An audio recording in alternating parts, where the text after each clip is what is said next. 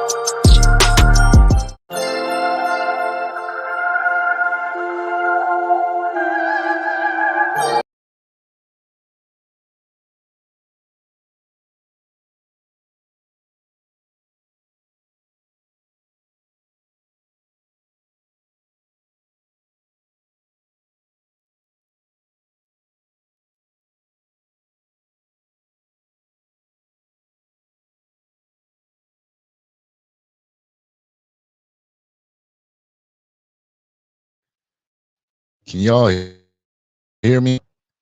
Let me see some ones in the comments in the chats if y'all can hear me. Some weird technology stuff going on today. Okay, I think I'm good. I think I'm good. Y'all bear with me for one more second, please.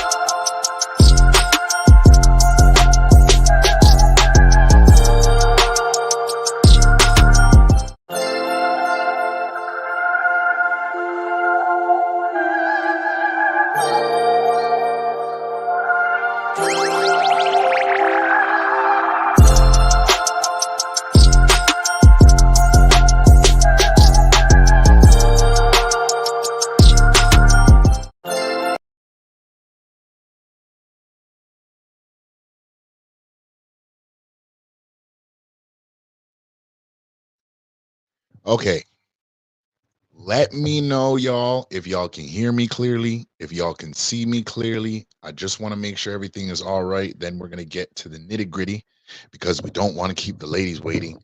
They coming off the grind, making sure everything is all right. And we're trying to make sure that everything is on time. Bam, bam, bam, bam, bam, bam. Bam, bam. Get the likes up as you're coming in. Okay.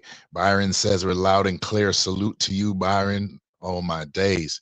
Glad to have you in the building. Everybody that's either on Facebook or Instagram or wherever you're watching from. You actually shouldn't even be watching if you're on Instagram.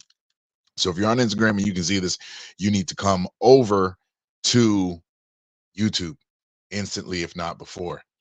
And it's funny, y'all. Okay, okay. Ed's in the building. Salute, salute to everybody that's coming in the building.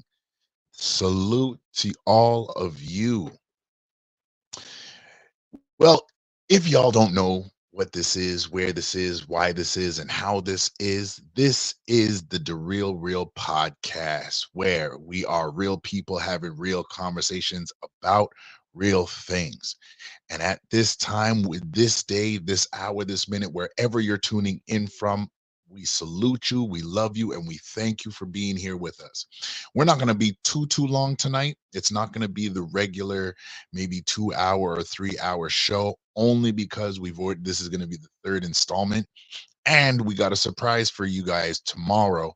I got a special brother that's supposed to be tapping in with us, and he wanted to actually go over episode 2. So there's going to be an impromptu show tomorrow. Possibly. It's supposed to be on the rise, and we'll get some work done in the scenes. But tonight, we're going to be dealing with the finale of sexual discipline. And this is necessary because in this day and time that we live in, I feel that young men and men all over the world need to be reminded, and they need to remind themselves that it is okay and it is necessary for them to be in control of their sexual urges. It doesn't mean you got to live like a nun. It doesn't mean you got to live on the top of a hill or a Buddhist or anything like that. It just means you have to exercise discernment and control. Without further ado, I'm going to bring my computer. That's all right. That's all right. Uh, we're going to share some jokes. We're going to have a good time. We're going to talk. We're going to relax. Some people are here, some people are not.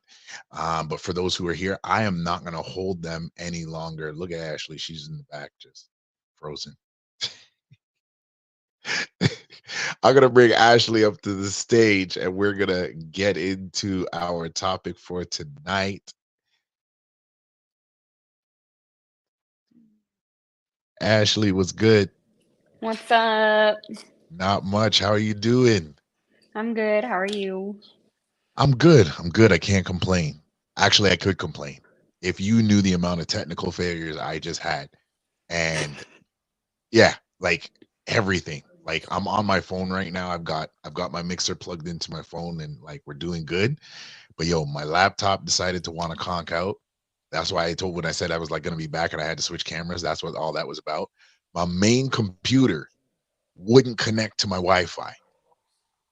So I'm sitting there, like I've been ready to go mentally. I've been ready to go since like for like the last 40 minutes, and all technology calmed out on me. But we are here and we made it. And I'm so glad you're here. I'm hoping Miss True, her computer's tripping, so hopefully she'll chime in when she gets to chime in, and we'll just see where we're at. Well, by the time everybody either gets there, and if they don't, then we're probably gonna have to do a part 4, and this won't be the finale, and then I'm gonna look like a hypocrite. But it's okay. Things happen. For the people, one time, Miss Ashley introduced, huh? Or I said things happen. Can you I'm hear not me? doing. Tell me I'm not doing. You can't hear me? Am I chipping or is that you? I What? can hear you now, You can hear me? but I think I'm chipping out. No, Can I y'all got hear you. You're me? good. You're good. Okay. Yep. It said yes. We got you. Okay. Oh, okay. Okay. They call her Miss Arbo and Bostic. Miss Nicole. Miss True. There I am. Sorry about that. That is okay. It's a bootleg technical Friday, I guess. It is what it I is. We're just gonna have guess. to deal with it. I was just telling Ashley that everything I had set up and ready to go literally conked out. Laptop conked out. Main computer conked out. I'm sitting here and like It was everything's just shutting down, and I'm contagious. like, yeah, like literally, just stupidly contagious. I don't like it. I don't like it. We're gonna have to work this out for next time. How are you? How are you doing? How are you doing? Doing good, doing good. Late night. So here I am. Yes, yes. Well, I promise not to keep either of you longer than this conversation will allow. Um, I was I had it in my mind to maybe make this maybe like an hour, maybe an hour and a half at the most, unless one of you two or I hit a chord and we're just like, nah, we're gonna rip this to shreds. Then that's a different story. We'll let the conversation continue. But for the people who are just seeing you on this side of the space, usually, let me give the audience a little backdrop.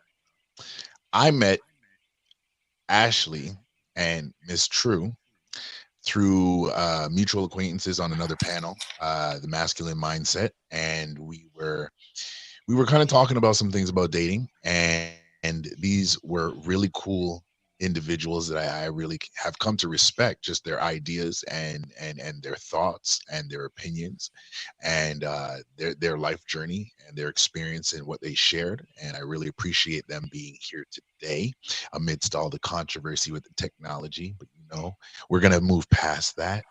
So before we get into anything else, before we introduce the topic again, before we introduce the platform, Ashley, let's start with you. Go ahead and introduce yourself for all the people that don't know you.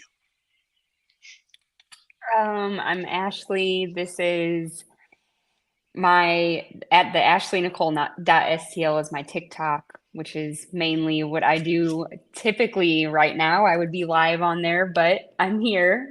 So thank you for having me. It's like, I guess I was starting to wonder, like after the panel that I met you on, I was like, okay, like now they're asking me to be on it. Like maybe like my perspective is better than I think. So I appreciate you inviting me here, and yeah, excited to be here. For sure. Can I For sure. second that? Yeah, go ahead. Actually, yeah, go ahead. No, Definitely. I was like, yeah, so you might like what I say. Yeah, no, I exactly same mindset. No, but you know what's cool is because like I'm still new to this, so like I'm taking all my ideas that are in here, and like I'm opening my mindset to just hearing people talk and saying, okay, I'm gonna take a minute and sit and actually listen to what they have to say, instead of sitting there and being like, okay, let's see how delusional this is. Like, nah, cast off But that filter, and but I'm some kind of of it like, is though. but you know what the thing is, that is okay. That's the great part about conversations. But at least you know what's funny, and I'm going to throw this as kind of a little shade to some of the people that I know would be also great panelists in my neck of the woods here in Toronto, Canada. Shame on y'all, because we've got the United States whooping y'all's butts. Y'all, y'all lucky all my technology failed on me tonight. I would have had bombs and sirens and claps and boos for everybody right about now. Everybody that is in Toronto that I invited and said, yo, you would be a good debate. Your opinions are solid. Like, no, not me. I was like, all right, can't force nobody. You know what I mean? Maybe one day, or hopefully, they'll see this and be like, he was actually right. Maybe I do got something good to say. But yeah, back to the focus. Yeah, no, when both of you were up there up on the panel, and I was like really sitting down, because a lot of times I'm kind of one of those guys where sometimes I'll have like a thought in my head, and I'll just be like, okay, until somebody literally disproves it, it's right. And so, like, I really had to get out of my own frame, open myself up mentally, and just sit there and listen and say, okay, what can I learn? What can I add in? Maybe we all have the same perspective, just from a different side of the block. So we'll see. And I really enjoyed the conversation, and I figured, and again, this is how. Yeah, I'm probably gonna lament this maybe 2 more times tonight. My technology done failed on me because I wanted some bombs and some sirens. Y'all are the first ladies I've ever had on this panel on my platform. So I'm super happy and I'm honored. So salute to y'all. Salute to y'all. Anybody that's in the chat, I need you guys got to get the likes up for them. Don't get the likes up for me. Get the likes up for them. Yeah, my people that are in here, they already know, y'all. Get the likes up. Okay, okay.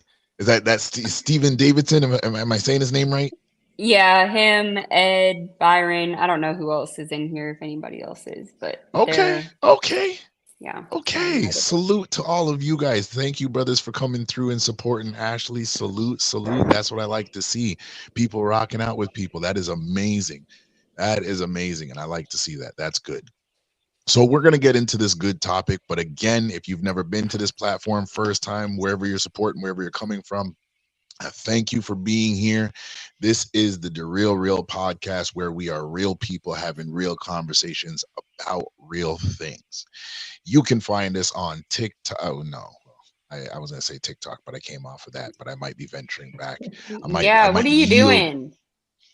It's a long story. Okay. It's a long story. Maybe we'll get into that in a short story tonight. But I'm on Twitter, or X, whatever you want to call that, Threads, Instagram. Whoop, we've got somebody else popping up. Okay, Mister. I'm gonna make him wait. I'm gonna do this intro. We're on Facebook. We're on X, to formerly known as Twitter. We're on Instagram, YouTube at DaRealReel _SCE. That is DaRealReel _SCE. Hit the likes for me one time. We don't need your money, at least not right now, but just give me a like and a share, and that'll go a long way in the algorithm. All right, now I got to do it because he's been waiting long enough. And I want to make sure we get a proper introduction, because Ashley was kind of tripping out for a bit. Miss True, we just kind of all agreed on something, and now Damien's here. So I want to add Damien, brother, to the stage. Damien, what's going on, you good looking guy, you? Hey, what's up, bro? I hope you don't mind me not coming up. I'm like outside. Hey, listen, all day, and I need to be outside on my deck right about now. Hey, I hear you, brother. I hear you, brother. It is completely okay. As I was telling the ladies, that all of my technology shut down, all of it. Yeah. Like, main computer shut down, laptop shut down. So like I had to hardwire the mixer into my cell phone, and we good. Funny enough, I actually was able to get my camera delivered today. So that just didn't. Yeah, man. So the next stream we do on whoever's platform it is, I won't be on my cell phone. I'll actually. It's gonna be mine on Tuesday. Huh? It's gonna be mine on Tuesday. You're gonna be there. Well, there you go. Oh, do me a favor. Drop that link in the back chat. Okay, I'll do that. Yeah. And there's a silent supporter out there, and I'm not gonna say his full name, but he goes by, I call him Brother LJ. He's been really doing some great work for this platform. He actually, as Ashley said, that I should be on TikTok. She doesn't know what I'm doing. Well, this supporter actually helped get us back on TikTok and gifted us. I really want to say gifted us because I really couldn't have done it in the time. He gifted us over 1,000 followers. And like, this is what I mean when I say like this platform is to support other people and support their vision and support their business and their family and their movements in any way I can. I don't expect anybody to do this for me, but when it does come back, it lets me know that what I'm trying to give out to other people is moving in the right direction. And the message that DaRealReel is trying to bring, which is accountability, stability, and balance in the approach that we men take in life, it lets me know that it's the right message. That's that, and I don't have to try and be like anybody else. I can bring what I got to the table, like you ladies said, and yeah, I can just be me. And so, without further ado, before we get into this topic, Ashley, go ahead, give yourself a real good introduction. Come on, say it with your chest. I thought I already introduced myself. Nope. Halfway through your introduction, you were like, okay, my name's Ashley. And then you were like, this is my name. And then we agreed on the fact that you do say really smart, good things. I interrupted you. Well, what else do you want me to say? I don't know. See, everybody, what do we say? What's the slogan of this of this platform? We are real people having real conversations about real things. I'm a single mother of 3. Okay. What else do you want? You're a superhero of 3. Right? Oh my god. Thank you. Yeah, give her I just have one, like one human child. But yeah, 3. Oh my god. We're like 50 animals. I have a lot of other things that I take. You Whatever. said 50. He said 50. Yeah, about yes. I'm not exactly quite sure how many there is total at this point because of the chickens, but okay. 3 children. That's yeah. I'd rather have 3 children than a bunch of animals. I'm just saying. At this point he's easier at 12, almost 13, much easier. Thank you. That is facts. You're amazing. Miss True. Okay, so are those the introductions y'all gonna give yourselves? Because next time I'm gonna take it over. Okay, well, I'm gonna write up your guys' introductions for next time. And as I already said, and he be chilling, so I'm gonna do half his work for him, and then I'm gonna let him do the rest. And we've got coming from, he's a Bay Area cat, but he resides otherwise. We got Mr. Damien, the host, the narrative.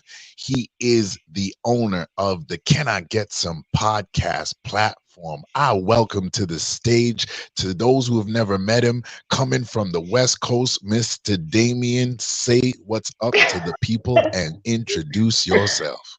Yeah, I gotta record West Coast. I gotta record that. So I'm gonna get that to my wife and say, every time I walk into a room, this is what I need to hear. Every time I walk into a room. I know, actually. If you please love me, write my intro. You'll play this every time I walk into a room. No, I really appreciate you, Conrad, man. You're one of those solid brothers. There's a saying that I really believe in, and I don't use it too long. If I walk into a room and full of people and you there, I know there's at least one solid cat in that room, and you and I give you a lot of respect for that. Yeah, it's me. My name is Damien. I'm hosting Can I Get Some podcast, Tuesdays 9:00. Miss True's been on it. How's your dad doing, Miss True? Doing really good, actually. Good. Everything is good. Good to hear. But yeah, I've liked being on that platform. No problem. And let's get into it. Let's get into it. It's gonna be chill. I've been drinking, so I might say anything. So me too. Don't hold too much against me, Conrad. I'm out here. Thank God I haven't been, because y'all, this should really be crazy. What did I just miss? Because all I saw was Ashley. I said I've been drinking, so don't mind me. I might say anything, so don't worry about it. Oh, okay. You might and then I said me too. That's a good night. We got Neptune Blue in the building, 502. Salute to you, brother. Salute to you. Well, let's get into this without further ado. Y'all have been rocking out with us for about 32 minutes now while we got ourselves together, get past the technological catastrophes and all this, and Damien kicking it on the porch. I'm gonna have to kick it on the porch next time for myself. I'm kind of jealous right now, not even lie. But yeah, we are going to get into the building. If you don't know what we're dealing with tonight, we are dealing with the topic of sexual discipline, part 3. It's actually the finale. It's really the finale. In part 1, we kind of had a soft introduction in terms of talking about how men are to govern themselves and what it even means for a man to be sexually disciplined. In part 2, we had a conversation with our brother Truth, aka Miguel, talking about really the foundation from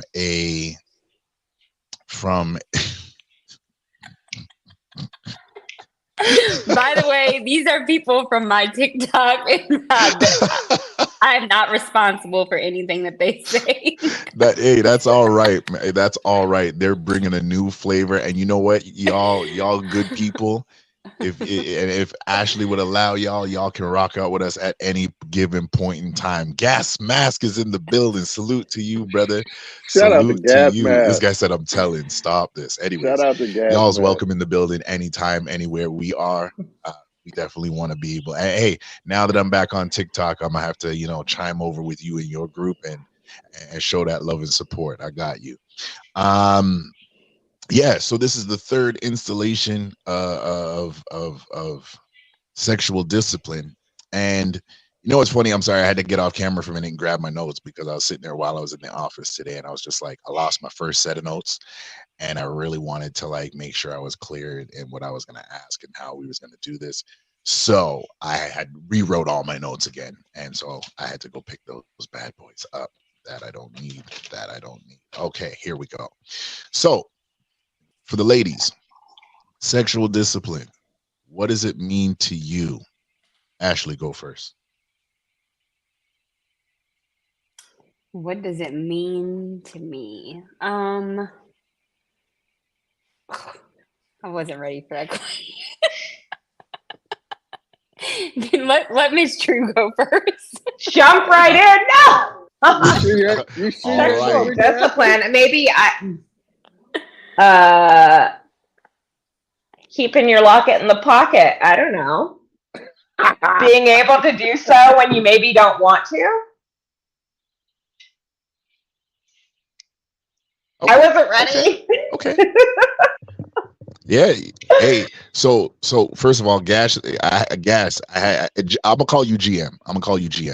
GM blushing in the comments right now. I don't blame you, brother. I don't blame you at all. Ed said self-control. Let me just get his comment up there. Ed said self-control. We got some more people in the building. We got Omni, etc. Damien, saluting Damien.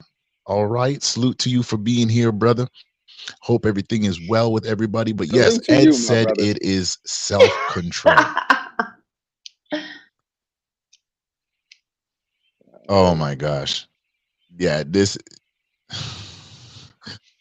yeah, I could tell it's gonna be one of them streams tonight. Man said I'm with Gas Mask instead of whips. Damien, what did I step into tonight? What did I step into? Safe words or self-discipline. So my days, I'll try to gather my thoughts. Just the chat as the way it is done blown my mind. Everybody's like, it's Friday. Conrad, we all really worked today. We all had some cocktails before we got off. All right, so here's what I'm gonna do. See these notes? I'll come back to them if necessary. Okay, so let's get into this. Damien, what's your thoughts? Sexual discipline. Basically means just not being ruled by sexual urges and desires, and being able to have a little bit more discernment when it comes to who you engage in sex with, and going and connecting with people with a long-term or more of a relationship-based mind frame instead of just the fun of it and just the experience of it. It's just having some kind of outcome that you're looking for when it comes to who you hooking up with. Right. I got a question, and I might be full of questions tonight because I was actually having this conversation. Um, oh, I like that. Byron said, "Don't use it as your main focus." Yes, yes, and we're gonna actually touch on that in a bit. I got a question, but I was talking with one of my coworkers, and I asked her a specific question. I was probably going to save it for later, but I actually want to jump into this. So, in this current day and time, I'm gonna throw this back to the ladies. Do you think, on average, let's say out of 10, what would you say is the number that represents men exercising sexual discipline? Out of 10. I think every man is different, though. Yeah, because it could be age range. You could be like, I'm definitely different than I was in my 20s. Now I am in my 40s and even in my 30s. Like, my view on sexual discipline had to change, especially once I got married. I knew I had to. I Mm-hmm. made a commitment to only have sex with one person, and I had to uphold that, regardless of any other, desires or whatever like that I might have, or a attraction I might have to other women. It's just, I'm I love my wife. I'm attracted to her, and she's the only person I'm gonna be having sex with. You know, but yeah, when in my 20s, shit, sex more discipline just mean I didn't have sex more than two people in a day. That was back in the Damn. day. Like, Oh my At wow, least there was days. all like, ew. No. no, hey, well, like I said, I might say anything. Oh Hey, shit. hey. I Listen, well, go I ahead. just meant, Go ahead. Go ahead. you never know who you're gonna come across. So age, Yeah, marital stat, like people are wild. You know what I mean? So I don't even know if it matters about age. I think that everybody is on their own little bubble when it comes to that. I don't think you can just say men this or women that. I think that when that comes down to it, it's individuality. but do you Uh, think with age comes like recognition? Like they people are they have more to lose if and you recognize It depends on the maturity level of that person. Because I know people that are in their 50s still partying like they're in their 20s and living their life but as if they're in their 20s too. So I don't. but It is that the depends on the outlier? person. Is I'm that the sorry. outlier? Is that the outlier? Because most people like aren't partying like they did when they were 20s or what have you. I think the I see a majority of lot of people. it. I know. And they're right. Like I think we come from the same world. I was a club promoter. I Yeah. saw the 40, 50-year-old guys I still see them out partying. there, and I'm Yeah. like, aren't you embarrassed? You look like someone's weird uncle. But that Like, that who embarrassing. let him? And most of them that are out there doing that are married too. Just saying. What? Every time. Yes. I used to Yeah, bartend, so yeah, I All know believe the you. me, I've time. seen a lot. It's insane. Yeah, I ain't gonna lie. I ain't gonna lie. Seriously, I knew many American cats that would come into the spot where I was hosted, and they'd just be like, "Man, like I know you married, man. You brought your wife to my club before, like, and now you're here on some different hype." So yeah, I hear what you Yeah. Yeah. I said. That just was an think it outlier. depends on the In maturity that level of the human being, male or female, in or that where their situation, whether lifestyle it's is. yeah, in that situation, whether it's male or female, would we say that that person is you know what okay, so I'm gonna out Mina right now because Mina's supposed to be up here with us and she's sitting there talking to me on Instagram. Like she's actually so remember the picture that when I put it together and she was the first one to tell me. She's like, oh, and yeah, I'm seeing the thing with Ashley. She's like, okay, like half my forehead's cut off. I was just like, yeah, it's all right, you're good. And she's sitting here talking to me right now on Instagram. Mina, Anyways, get your ass up do here, we Mina. think that yeah, yeah, right? Like she's been cooking all week. Now she just wants to act like we don't know how to use the click the link. Just use your fingertip, girl. It's all right. Um, hey, this is all Damien's fault. I'm gonna blame him. I'm gonna blame him. Good looking guys. I'm gonna blame him. Okay, about that aspect about guys coming to the club, they're married. Is that an aspect? Is that a complete mindset thing where they're still, let's say, stuck in their past? Throughout the week, or they're just where they are individually. Is it a mindset thing Who are you for them asking? to be coming to the club acting, like Damien said, I know who your wife is. You brought her here, but now next week you back here by yourself, acting like you super single. Well, I think Just what happened. insecure men. Yeah, I think what happened was is that 100%. That I word. yeah, it's like if people are like you're saying, you're trying to. Some people are trying to relive the days when they were like the dude or what were like good looking or what have you.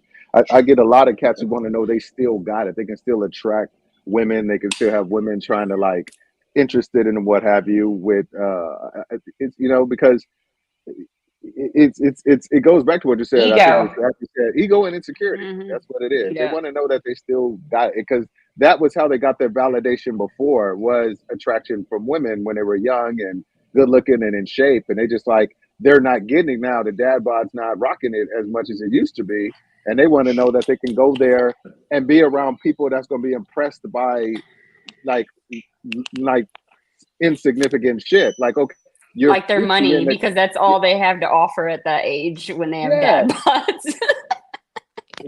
It's just one of those things. But it's just hey, don't hate on the dad bod. Uh, seriously. But yeah, I think what a lot of cats seriously dad bods and gray balls. Don't hate on those. All right, but what you call it? I told you I might say anything, Conrad, on your platform.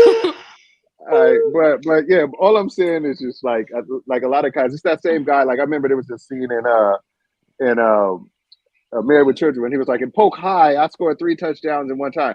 People feel like that was their glory days, and that's the part where they were at. They peaked, and they want to know if they can just get a little bit of that because sometimes it just makes the day a lot more easier because they're probably have a routine menial life that they're not satisfied with, and they want to go somewhere and feel like kind of get some kind of affirmation from someplace else.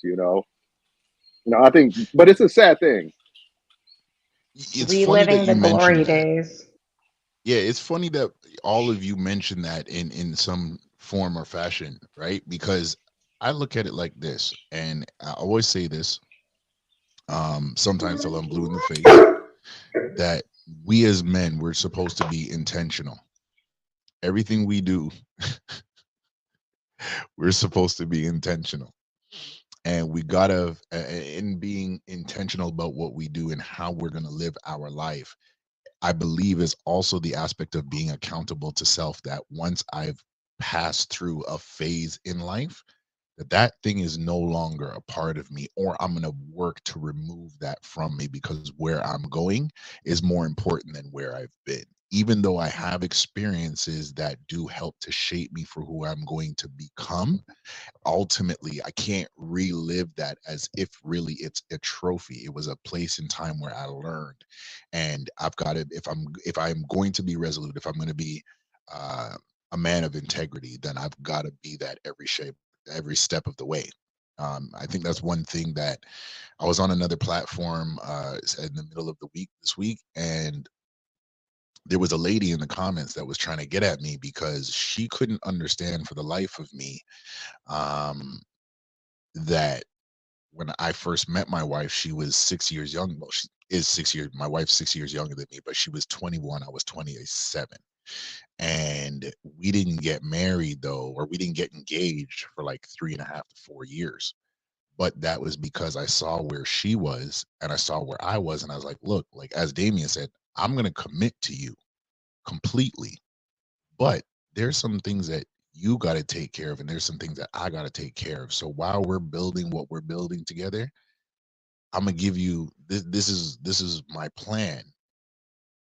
These first 3 years of this relationship, we're not gonna be worrying about getting married, getting engaged. Like Doesn't mean we can't talk about it and, kind of fantasize about it, but it's not going to be a hard conversation. When we reach the 3.5 to 4 year mark of our relationship, now we're going to move from this courtship into engagementship, even though that's not really a word, but that's my word.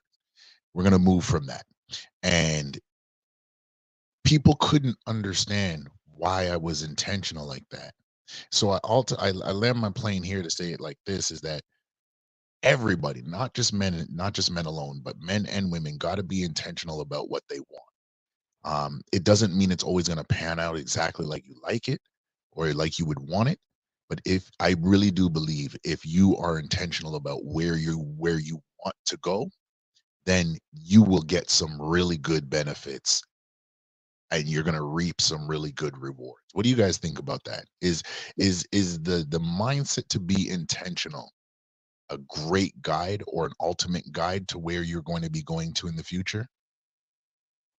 Well, if you don't mind me jumping in first, I think you just got to consider what everybody's intention is. Some people's intention are to do things that are antithetical to or work against a positive outcome, or at least in a relationship sense, or it's everything, their intention to do things that's going to boost their ego or make them feel good in the moment. So it could be, people are very intentional. It's, you look at a guy who's pursuing, women, that guy is very intentional in most cases. You know, he does all kinds of stuff he normally probably wouldn't do in order to attract and to obtain access to women. So yeah, there you can be intentional, but it can be things that are just surface level or short-term gratification instead of long-term positive results. So yeah, I think intention is definitely a factor in almost everything that we as men do, but it's not always a positive. We're not having a positive intent in the things that we're pursuing. So, and I think that goes along with what you're saying about the, sexual discipline. Is like, yeah, if a guy's intention is to have sex with women, regardless of the outcomes, he will probably get there, but the repercussions will be significant, and then it's probably going to be some short-term gratification, like I said earlier.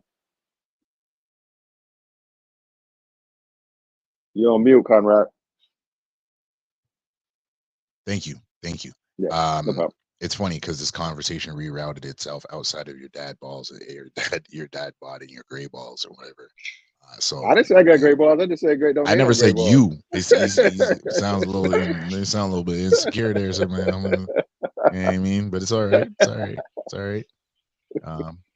Pasty balls, all that kind of stuff. Do the balls themselves turn gray? No, the hair, like on my beard, hella wisdom. They've seen a lot. Sorry, I couldn't keep it in. I couldn't. I couldn't. I'm sorry. It was funny. It was funny. That's what it is. Call gray balls. I have questions. I don't have balls, so maybe I just wanted some insight. Lucky you. I know, right? Lucky me. Just kidding. It's harder being a woman. Well, yes, it definitely is. And it's funny when my wife will come, you couldn't handle being a woman. I'm like, you're right. I'm not going to disagree with you. I wasn't made for that. I'm sorry. I'm like, there's no slight. God handed me what I could handle. Different in life. cloth. Shout out to Wahoo Guppy guy. I like you.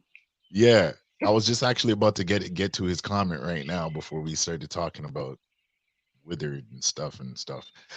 That's some wisdom right there. A lot of the times also people because of good intentions put their best foot forward, and you don't even realize and see who they truly are until 2 to 3 years later. Yes. I mean, for me personally, I did a lot of growing. There's a lot of things I had to work out in myself, because my personal vision was that, especially with the emotional history and experience I had, whoever my wife was going to be, I was going to, I don't want to say use her, but she's the nucleus of what I would say legacy is going to be. Outside of her, there's other things that I would want to accomplish and want to do and push further, but she's the nucleus for that. And then the kids add on to that as they came. Hold on. Ed said, we might be going down one path, but obstacles make you go down other paths, which was not your intent. I agree with that. And actually, I'll put that back up and see what you guys say about the going down the other path. And I think this is where I really believe that women today in the dating market have the hardest time because, you know, the things that we're experiencing, quote unquote, obstacles. I believe that people can navigate the obstacles if they're willing to remove it. So in hindsight, what I am saying is that there are some obstacles that are self-induced and they're not just happenstance or they're not nuanced, right? So like where I come from, I know certain guys, and I'm not going to mention names, whether they're watching or not, but I know certain guys that have come to me and complained about the experience that they're having emotionally. But then I'm just like, I turn around to them and I'm like, yeah, but you earned that, you know. They'd be like, Conrad, what do you mean? I'd be like, well, like, no offense, you're not the most trustworthy guy. So why would you expect her to be the most trustworthy woman? Like, that doesn't just make sense. You've kind of made your bed and you're gonna have to take Sounds what you like want birds with it. flock up. Yeah, is but that? what I'm saying is like They you. flock together, right? Yeah, I'm saying who you are shouldn't be dictated about the other person is. It's like if the person is a trustworthy person, if somebody is untrustworthy, that shouldn't change you to be now become a trustworthy person. I think when this Like comes to, attracts like. no, but then it said if you are trying to be different, let's just say like if you're trying to not be cheat on your spouse or what have you, and you get with somebody that has a history of cheating on your spouse or whatever like that, if they cheat on you, that'll mean okay, that gives me license or gives me a green light to change my value set and cheat on you. My value is fidelity, so I'm going to leave you and get with somebody No. whose value set is closer to mine. And that's the way I feel, and that's the way it's structured in my marriage. Infidelity is a divorceable offense. There's no Oh talking it yeah. out, going it about, or anything like that. And it's just one of those things where, if she was to do that, I wouldn't be like, okay, cool, now I can go smash other chicks. I'd be like, okay, now I need to. You weren't the person who's have the same values in line with me, so I need to move on and find somebody who has the same value set as I do. Marriage is a contract, More than right? that, yeah, I absolutely. mean, but it is a contract because so I'm just bringing into my my normal day to day what I do for work. Mhm. If you sign this contract, which you do when you get married, right? You sign a license that's basically saying that I'm going to do this, we're going to do this. Some people get prenup, and then you do what you're not supposed to do, and you void that contract. Peace be with you. Yeah, I think That's a what it is, contract. and marriage needs a rebranding. That's what I thought, because I'm a big proponent of people getting married if it's married to the right people and if you're the right person to be getting married. I feel like this. I feel that one of the things that needs to change is understanding that marriage isn't for you, the individual. It's not to get your individual needs. Marriage is a commitment that you're going to put the relationship first. The Mhm. relationship is paramount on any individual things that you might know, because a lot of the things that we want are self-centered. We want to be Mhm. happy. We want this. We want that. We want that. It's just not like, okay, what does the marriage need as opposed to what do I want?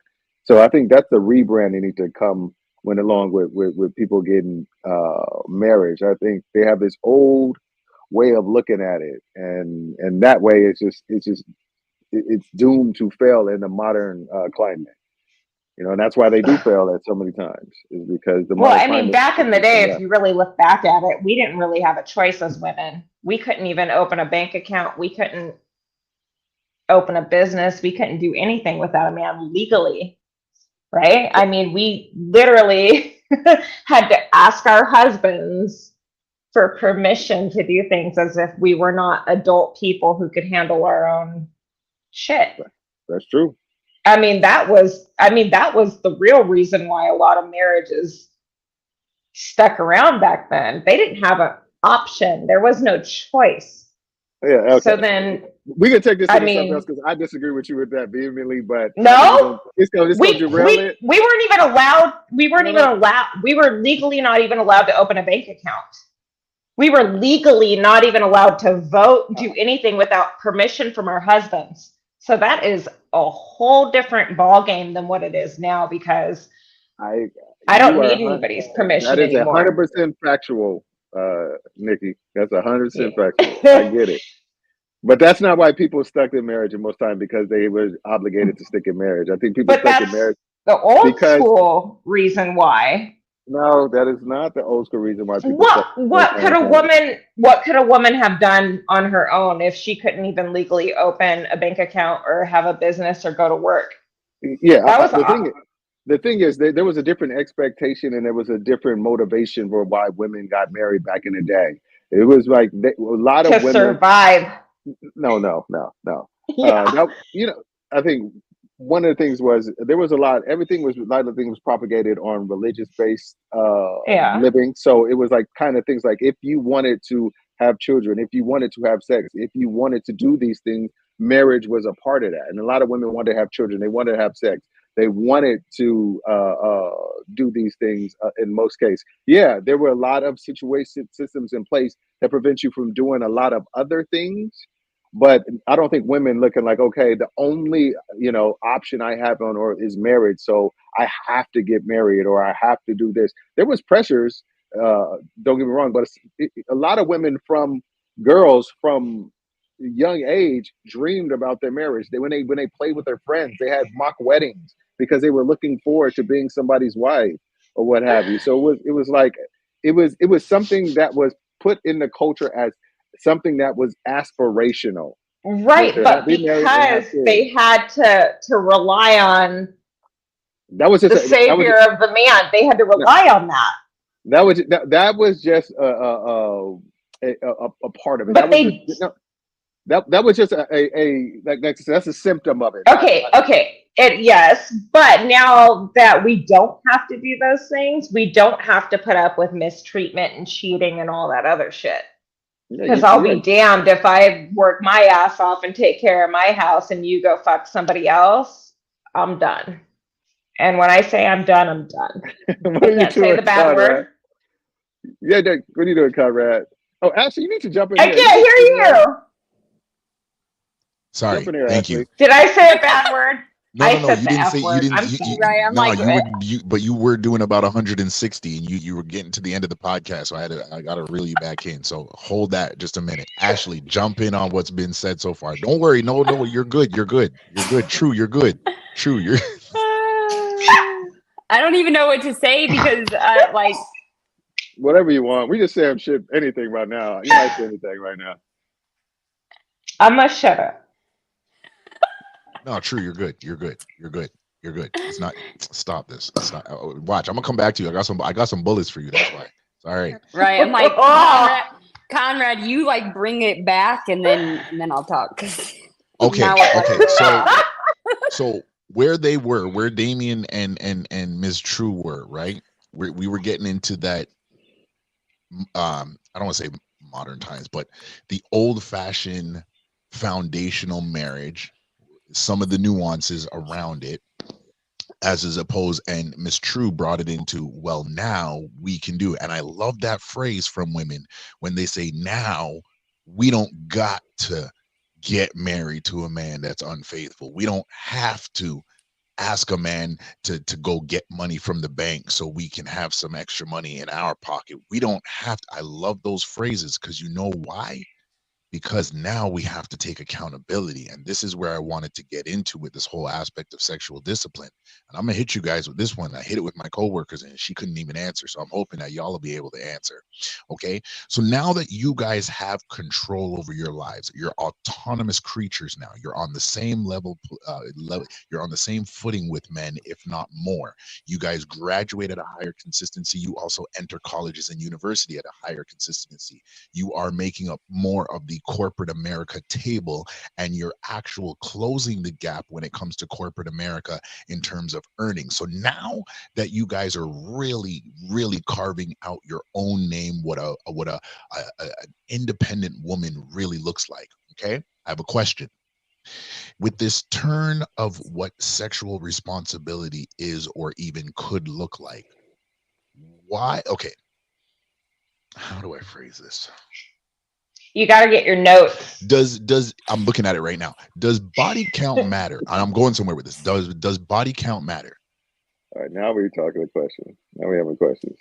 What was the original Are question? you asking if it matters to me, like as Whether if it's a you man? individually or a society, does body count matter? Does the I don't really amount care. of people I that don't you have care. slept with over the course of your time from Ed, don't worry. I'm going somewhere with this. I see the comment, yo. Ed said, what? Don't worry, Ed, I'm going somewhere with this. Does body count matter? Right? Because if it doesn't matter, because you're autonomous creatures and it shouldn't matter to any man, it shouldn't literally matter where you've been, because let's just be honest, do we really worry about guys and where they've been? Unless he's got a whole village worth of kids, probably not, right? Is that fair to say? Yeah. Okay, so great. So then here's my true question. With the aspect of freedom and sexual liberation, why does it seem like women are reaching, this independent modern woman is reaching for the same detestable actions they do not like in men? We don't like men Are who have we? been all over the place. We don't like men who have randomly used their whatever cachet they have to gain sexual access and act upon it and really just push it to the limit. Why does it seem like women are now enacting that same thing that they don't like from men? I mean, you're speaking for other women because Yeah. Not you. This is a In general general? question. Generals. But we're generals. women, though. We don't agree. Okay, why? Because I don't care what you did before. I care what you do now and going forward. Right. You should care I what it did personally, before. But I mean, I unless it comes with extra baggage, it's a different story. But you know what? Everybody has done their dirt, and nobody here is perfect. So Okay. if I love you, I love you, and I love you unconditionally. And it takes a lot for me to be able to give my absolute to everybody. So if I love you, then you did what you did, and good for you. Where are you at right now? Okay. And So what are you going to do with me for the future? That's Okay. the only thing that matters. Okay, to me. that's a perfect segue. Ashley, did you want to chime in on that? No, I mean, I was going to say the same exact thing that she said. Like, I mean, what you did prior to me doesn't matter. Like, as long as, and, even I'm not saying I want somebody that has, tons of like 5 baby mamas and all that shit, because I'm not dealing with the drama. But, no, I'm not going to hold that against somebody. Who the hell am I to talk anyway? Don't get me started on my goddamn self. So should we overlook red flags? No. What red flags are What you red speaking flags? of? Yeah. No, red flags in general. Red flags in general. And I I say don't that. think so. No, Okay. you should never overlook them, because that's the thing that you overlook in the beginning is going to be the reason you break up in the future. Yeah, your That's preemptive true. resentments. That's what they are. And I just want to say something, which the reason why I feel like women should consider a man's past is because of where they are. Like, I don't think a man that has slept with 200 women can be happy with a woman who's had 2 partners. And I'm gonna tell you why. Because at some point they're probably going to want to seek some of the excitement or experiences that they experienced throughout their varied sexual history, and then it might lead them to like fidelity. They may like, oh man, I remember number 78 used to do X, Y, and Z, and now my wife ain't even open to that. I wish she was doing that. And like I said, it makes you where you could I think you guys need to have some. I think the people who have That the needs best to be a relationship. prerequisite. I think the people that have the best relationship, especially when it's like sexually compatible, are people who are kind of on the same level as far as not as far as they need to be exactly the same number or what have you. I think what it is to be is they need to have like varied experience that the other people they can draw on to impress upon their new partner that they're with. I think that's significant. I think what people are worried about with body count is behavior, because I always ask this question when I have that, when I think it's like, if somebody says, is five people, if a woman is 30 years old and slept with five people, is that too many? And most people say no. I'm like, what if all five of those people were in one day? They'd be like, hell yeah, that's too many. I'd be like, because it's the behavior, it's not the number that you're worried about. And you think that people who have higher body counts kind of disassociate sex from relationship and in connection. So you worried that they're easily can separate it from you, and they're going to go ahead and possibly use it as a way to get back at you, or they haven't got over, or they may want varied sexual experiences or what have you. So I think that's why the whole body count thing is a. I don't think it's just it's a conversation that needs to be had, but it needs to be had in the right way. It shouldn't just be one way to like penalize women or to elevate men. I think it needs to be like one way where you can see if you guys are sexually aligned as far as experience and what have you, things you are open to and willing to do with each other and for each other. I'm gonna throw a scenario at you guys, right? And this is kind of part of my own personal past. I'll get to that comment in a minute. So if you know somebody, let's say you know somebody from your past, right? And when I say past, not necessarily like you dated them, but you knew of each other and you guys never connected, but now years down the line you connected. You know this person, as the old folks would say, is a busybody. They're getting it in. You know what I mean? Not necessarily by any means, but they're getting it in. They're healthy, you know, in their appetite. You know this person is also a savage with it. Would you walk into a relationship with them? Like, this person is the X-Men of getting it whenever they want to. They are the Professor X. They get a lot of women, or you said, or women get a lot of men. Both. Specific. For the women, Either way. it's a guy. For the men, it's the girl. She just she gets it. He gets it.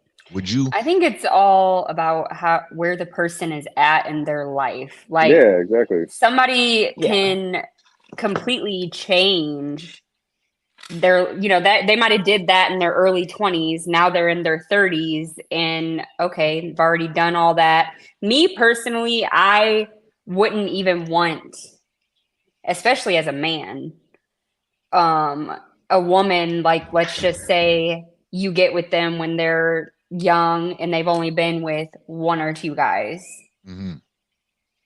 but you've been with 100 women.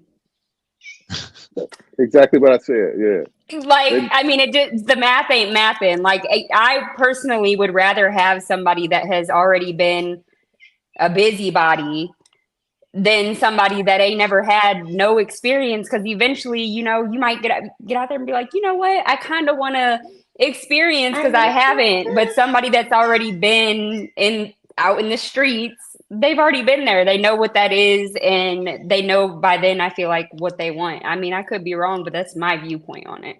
That's a solid viewpoint. I remember one show I did on my show was non-traditional relationship, and I had a non-traditional relationship counselor. This woman who grew up Mormon, had married a guy, like she wasn't a virgin, but she married a guy that was a virgin when she was young, and then like 10 years into marriage, he walks up to her and says, "I'm sorry, but I'm having these desires to have sex with other women."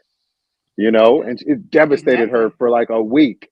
But then she realized that, okay, I need to talk to him. I can understand this dude ain't been with nobody. So of course he's going to want to be with other women, and that desire is going to be there. So they have to kind of talk through it and see how they could maneuver through it. And then they end up her life took a 180. She ended up being like, they ended up being like swingers and all that kind of shit. Like she wilded out to that.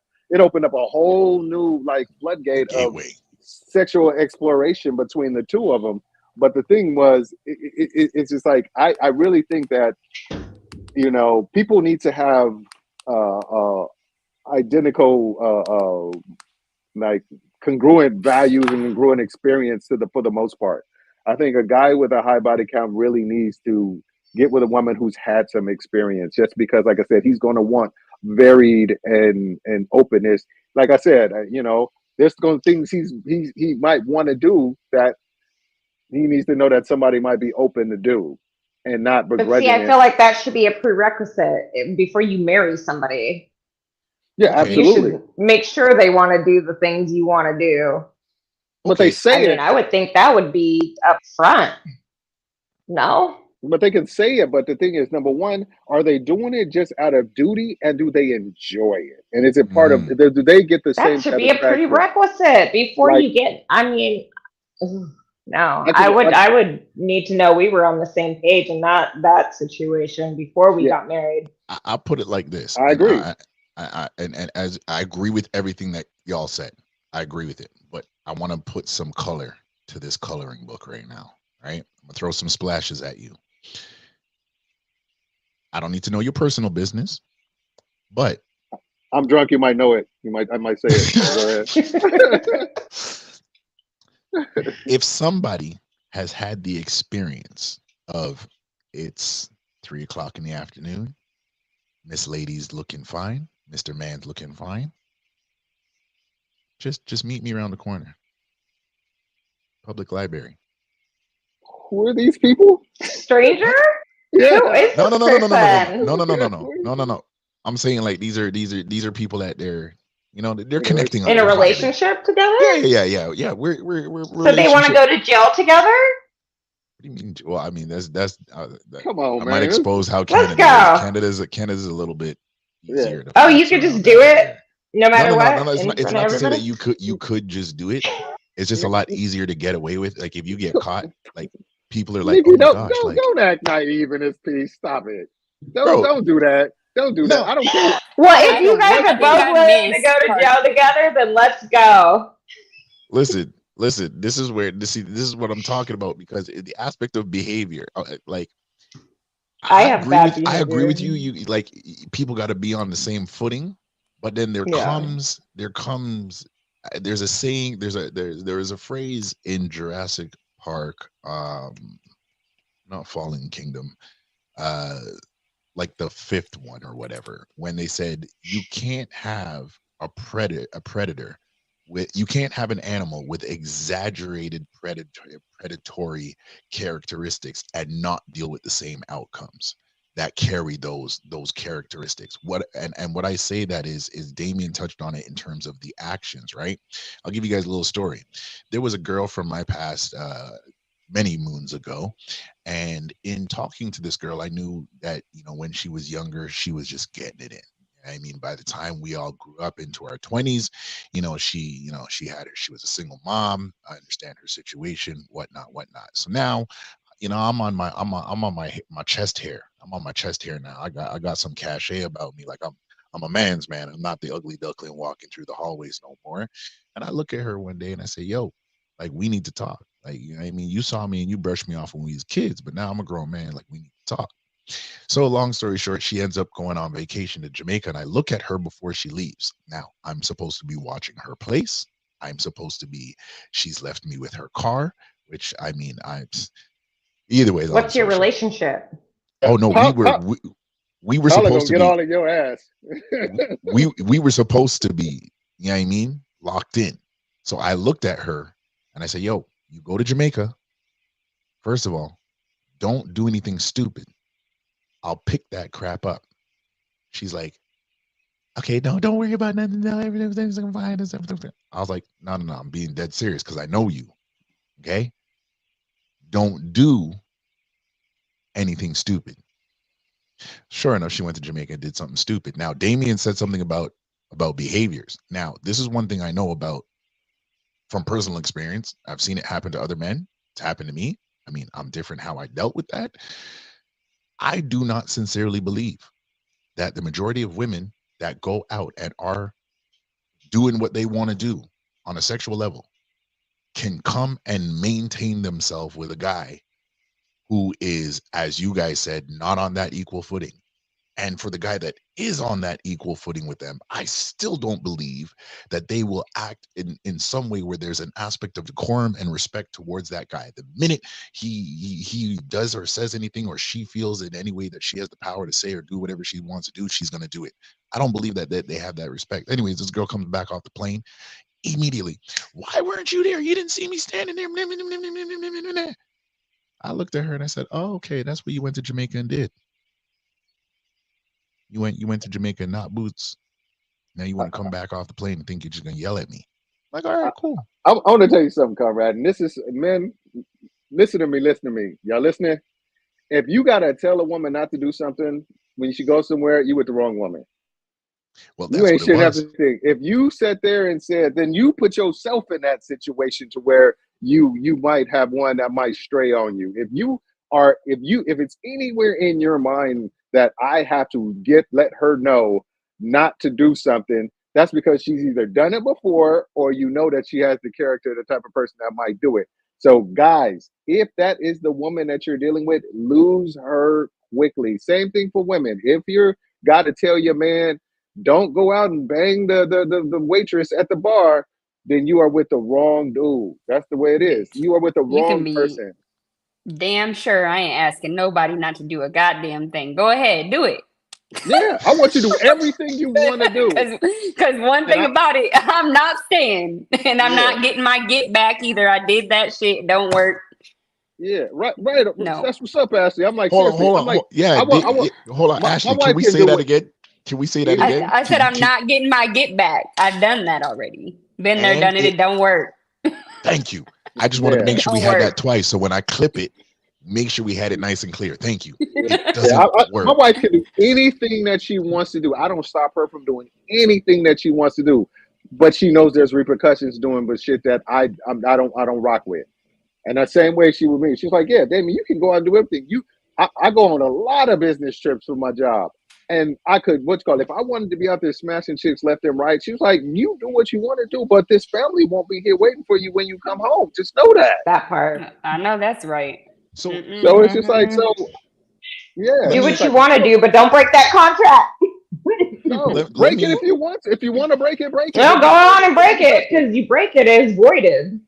Yeah, exactly. maybe I'm naive, right? Maybe I'm naive. And chat, let me know if I'm naive.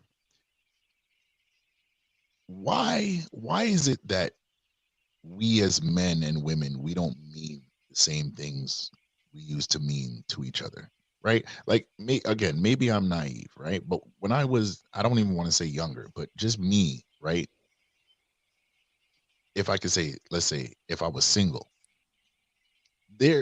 I feel that there's something about a woman, any woman, right, that is to be revered in a certain way. Likewise, I would hope that women would look at men and say that there's something to be revered, right? Because we're talking about sexual discipline, and I think the aspect of the erosion of respect and reverence for one another bleeds into that. It bleeds into a lack of sexual discipline, because it's like, if I don't respect you, right, whether I'm in a relationship with you or not, who the hell, who cares? Does this make sense? Yeah. What I don't know if I actually want to ask this. When did we get to this place where we stopped mattering we stopped having a reverence and a respect for each other? And the reason why internet. I asked that, was it the internet? The internet. Instagram, No. Facebook. It was before that. Dating website. It was way Okay, well, the before that. internet, Okay. The internet definitely added a lot. Okay, so the Yeah. internet added a layer. Damien, what were you going to say? No, all I'm saying, it was way before that, when people started having this reverence for like fidelity and stuff like that. It was like, it was kind of accepted in some sense that like it was, but it wasn't glorified. It was accepted that, or expected that, men would go out and cheat on their wives. but it wasn't glorified. Now it's fucking glorified. Now men are of the vain route that they're trying to convince women up front that it's okay for them to cheat on Yes. that what is it called again? Like just exercising options. Options, They yeah. try to say that shit. It's just like they try to show you up front. Expect me to cheat on you, and you need to be cool with that because I'm a man. I'm just going to exercise my options, but I'm going to give you all the resources. You're going to have the house, kids, and my last name, but this chick might get some dick every once in a while if I'm out and about. You know, I go to Brazil with my homies. You know, some might jump off. You know, Who is exercising their options with a ring on their finger, though? a lot A of lot. dudes are, but Well, I mean, I know, but like that's not even you wouldn't tell me that and expect me to be your wife. no, some women There's a will lot make of wives that accept it though. that's what's up, Ashley. A lot of women take that They deal. do. They And like, do. A and lot this of is what women I'm make that talking deal. about because I would rather be by myself. Facts. Me too. But Yeah. there's a lot that aren't like that. I don't know. I can't fathom it. It actually bothers my mind because now when we have to navigate these conversations, right, whether it's in a space like this or other platforms, whether it's on Damien's platform, Ashley's platform, Witness, True, whoever, wherever, right? It's like, how do we get each other to get back into that place of reverence and respect? And Boundaries. believe me, it is completely necessary because where we're heading right now, I said it on a podcast maybe 3 months ago.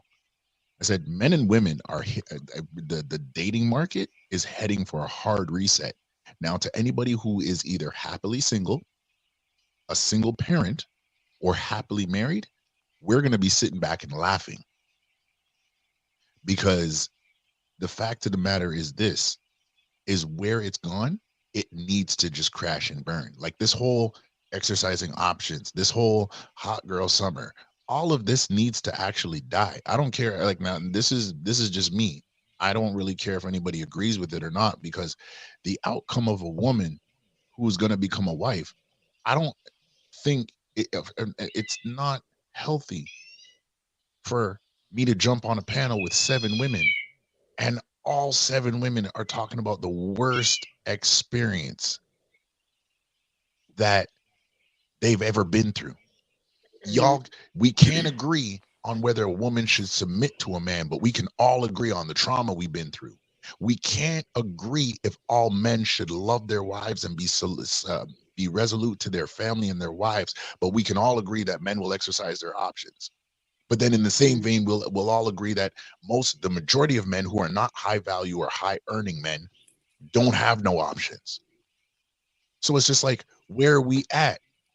Like, wait, why did we even want to give up this respect that we have for each other? And I'm telling you the truth, because when it comes down to many arguments, whether it's men don't protect women that are not theirs, or it's men will look down on a woman and immediately think she's his competition when they're making money. Like at the end of the day, it all comes down to a lack of reverence and respect. And so And accountability. Yes. I And think so it's just it like, goes to individuals though too, because I don't think that all women are like that. I don't think that all men are like that. I think it's it's too just many. the individual. They're the majority of, yes, and the rest of us are left here, Yeah. I don't even think it's the dealing with. majority. I just think it's those people who are super vocal because they're trying to convince themselves and society that it's acceptable what they're doing.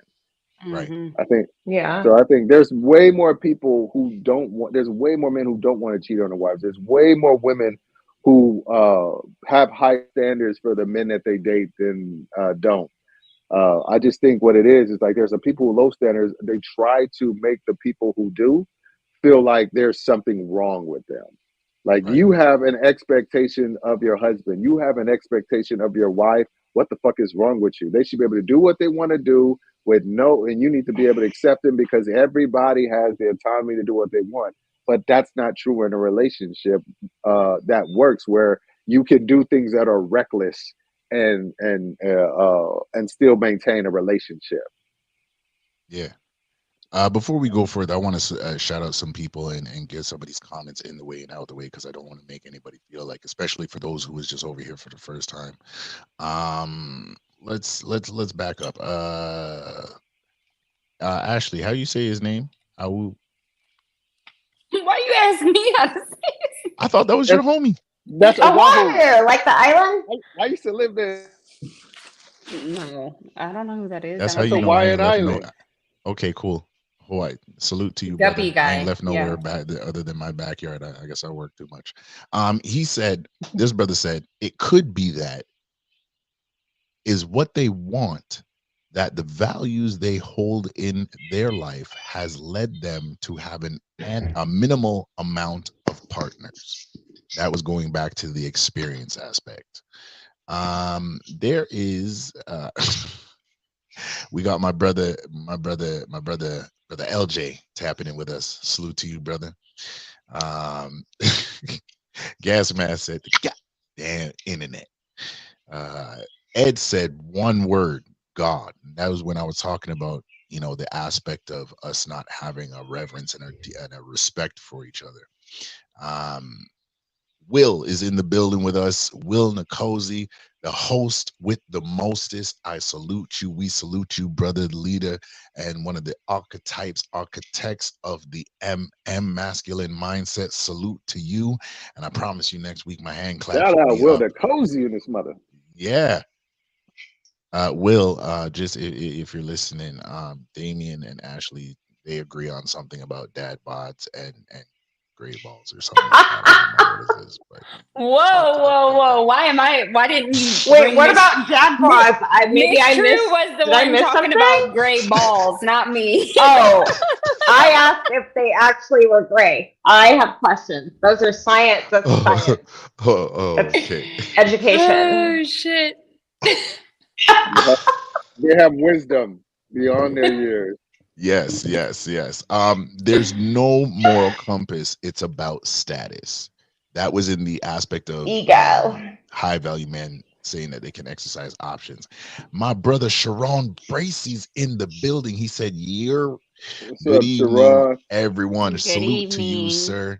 Salute to you, Will and Sharon. If you're free, the link is in the top of the chat. Don't be a stranger. Ed said it's about honesty, integrity, loyalty, and respect. I sincerely and solemnly agree with that.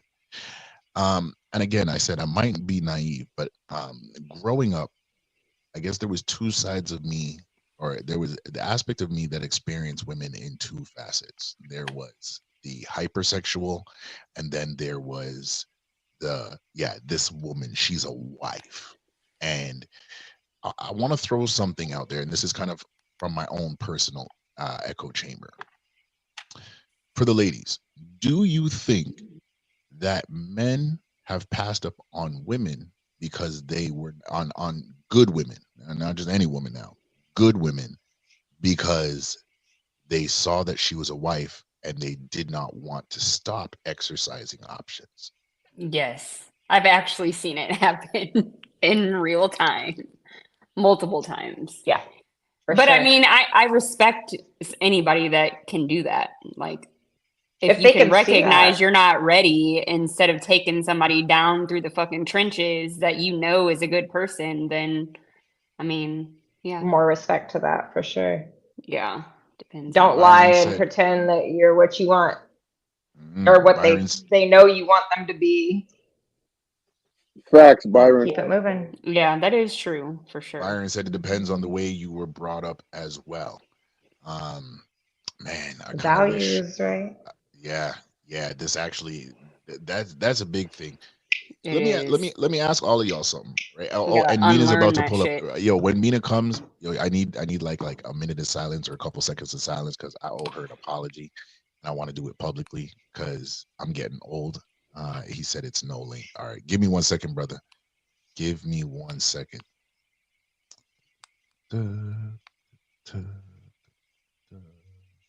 Yeah, I owe Mina an apology. I'm not gonna say why until she gets up here. But yeah, anybody who knows me knows that I try to do my best to be. You gotta hey, don't mess with Mina. Mina, one of my original people on my show. She's one of my favorites. So don't mess with Mina. Well, I kind of did. It was accident. I didn't mean to Oh do it, shit. but it was like it was a kind of situation like, bruv, watch. I'll like, man. When she gets up here, I'll just say it. I just owe her an apology. Anyways, okay, yes, sir. I bring to the stage the Mr. leader of the Sharon solution-based Bracy gang. in the He building. is the man with the plan and never takes nothing. Oh my damn! It is Sharon Bracy in the building. Salute to you, brother. How you doing this evening?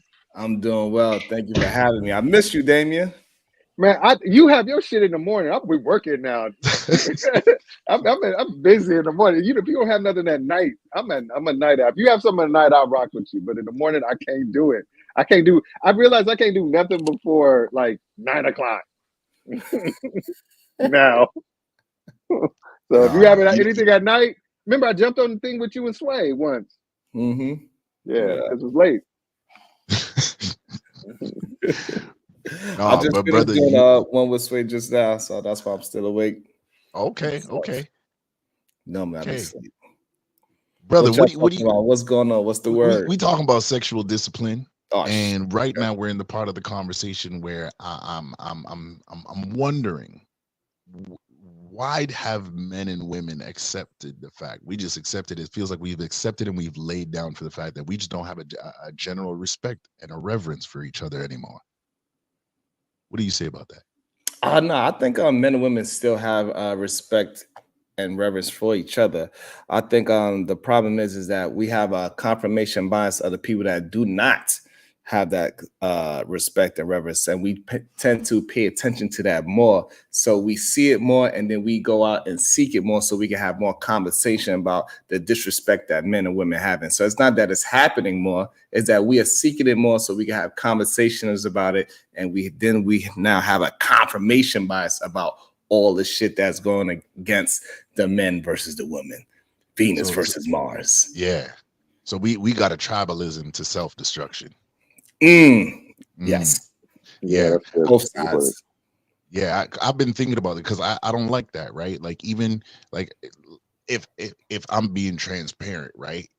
When I first even made the decision that I was gonna, start talking to the young guys and average, quote unquote, average guys, that you don't have to accept the narratives that you hear that are just these endless diatribes of woe is us and we can't do anything because they're doing it, or they can't do anything because we're doing it. Whatever that vice is, I want you to break that vice. I want you to break it off of your mind, and I want you to grow beyond that. And the reason why I want you to grow beyond that, especially for the men, is because I feel like in this generation, in this time, for the younger men, they have a rare opportunity to rewrite the whole book for themselves and make the story a lot better than it's being told right now. But if we're all sitting here joining the tribe of trauma and the tribe of regret and the tribe of destruction, then that's all we're going to see. And I just don't believe that I don't want to rock with that narrative that, oh, it's all destruction coming from the women, or it's all destruction coming from the men. No,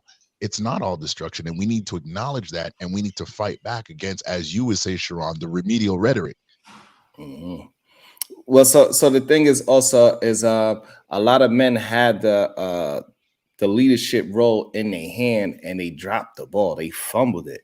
What they started saying is that things like hoes are winning. So they've been telling women for years hoes are winning, and then women are like, well, fuck it, why I'm gonna be a housewife for if the hoes is winning?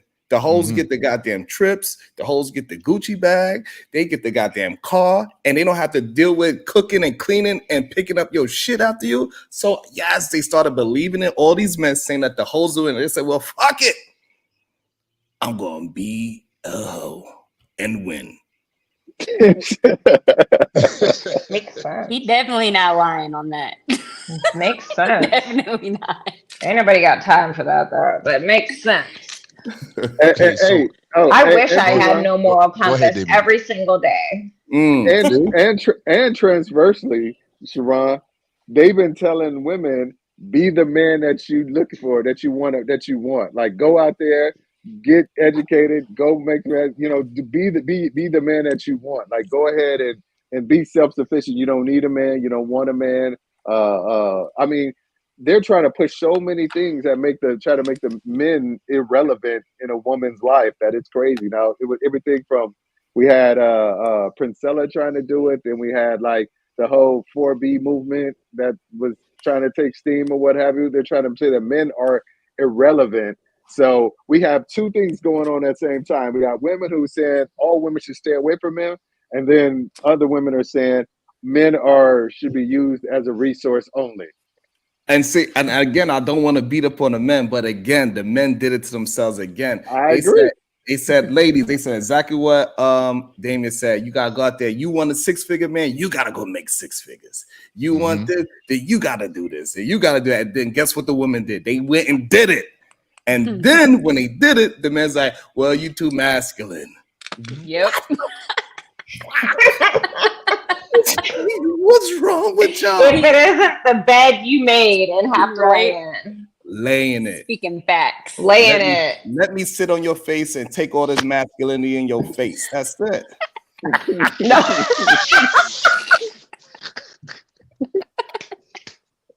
That's what's up. Maybe I don't mind that part. Hey, right. I mean, No, but So- you know what? It's I have said that so many times. So I said, why do I even bother trying to be Feminism I definitely am has as something a to do good with it. person? Because on a marketing standpoint, it seems like being bad is the actual winning market. Yeah. But they're really not. Being a bad But- bitch. Yeah. Like It I said, seems because like- I am a bad bitch. So. like I said, I don't want it. Y'all can have that. what it shit. is it's a chorus of people trying to justify bad decisions. And like I said earlier, if enough people say it, the people who don't want to go that route, they get shouted down. But so they're you louder only though, hear right? the- That's what you said. Yeah, that's exactly right. Those, they get shouted. The people who are like, oh, you know, be bad and you don't need and this, that, and men ain't shit and oh, you need to do it for yourself, be the best. Those are the people who like are shouting down to women like, no, I really think, you know, I want a man in life. I want a relationship or what have you. But they're like, no, then you're soft or you pick me and all this kind of stuff like that. It gets shamed. But are those people as opposed to happy? celebrate it. Yeah, but it Which takes people- more energy. It takes Are those more people energy for those happy? people to lose. Which people, Nick? Yeah, The we- people. The people that be shouting down on people. Oh no, you don't. Yeah. Don't No, do that. they're not. But they put up the. They're at front like home they crying are. at night. Listen, Yeah. I told this story. I'm gonna forever tell this. Damien, remember the guy? You know the guy I'm talking about. That story about that guy. So Sharon, ladies, check this out. Right, I'm at That one work. guy. I'm at work. Oh, that one guy. Yeah, the one guy. Yeah, I'm at work. Okay. The Lamborghini guy. Yeah, Lamborghini guy. So this guy, we at work and we making money. My boy comes to me. He's like, "Yo, I need to talk to you." All right. I'm like, "All right, you go on break? You gonna talk?" I get outside. My man is literally in tears. I'm like, "Dude, what you in tears about?" He goes, "Yo, man, I told her what it was from the beginning. I don't know why she got to do me like this, yo. Why she got to do me like this?" I'm like, "Do you like what?" Now, like those who know me, it's just like, you know, I like a good laugh. You know what I mean? And I'm sorry, like with men, if you tell me a story and it's laugh worthy, I'm gonna laugh. I'm gonna tell you I'm sorry, but I'm gonna laugh. Okay. So he goes, "Look," holds up his phone. I'm like, "What am I looking at?"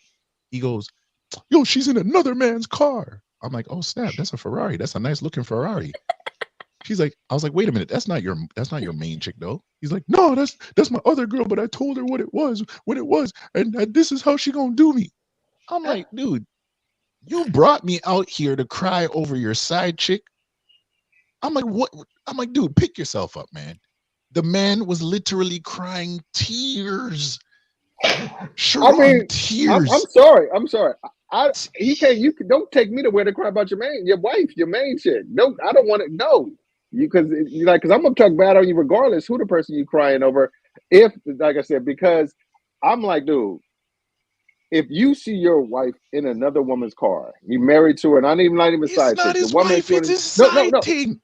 No, all I'm saying is just like if you see somebody you're with in somebody else's car, you need to look at it one of two ways. You can look at it as, "What's up, man?" You need to look at it one of two ways. It's like you got off easy because you know how she's built, and now you can move the fuck on and not be sitting there crying about it. No. Or you can sit up there and say, okay, is like you gonna learn a lot about yourself that day.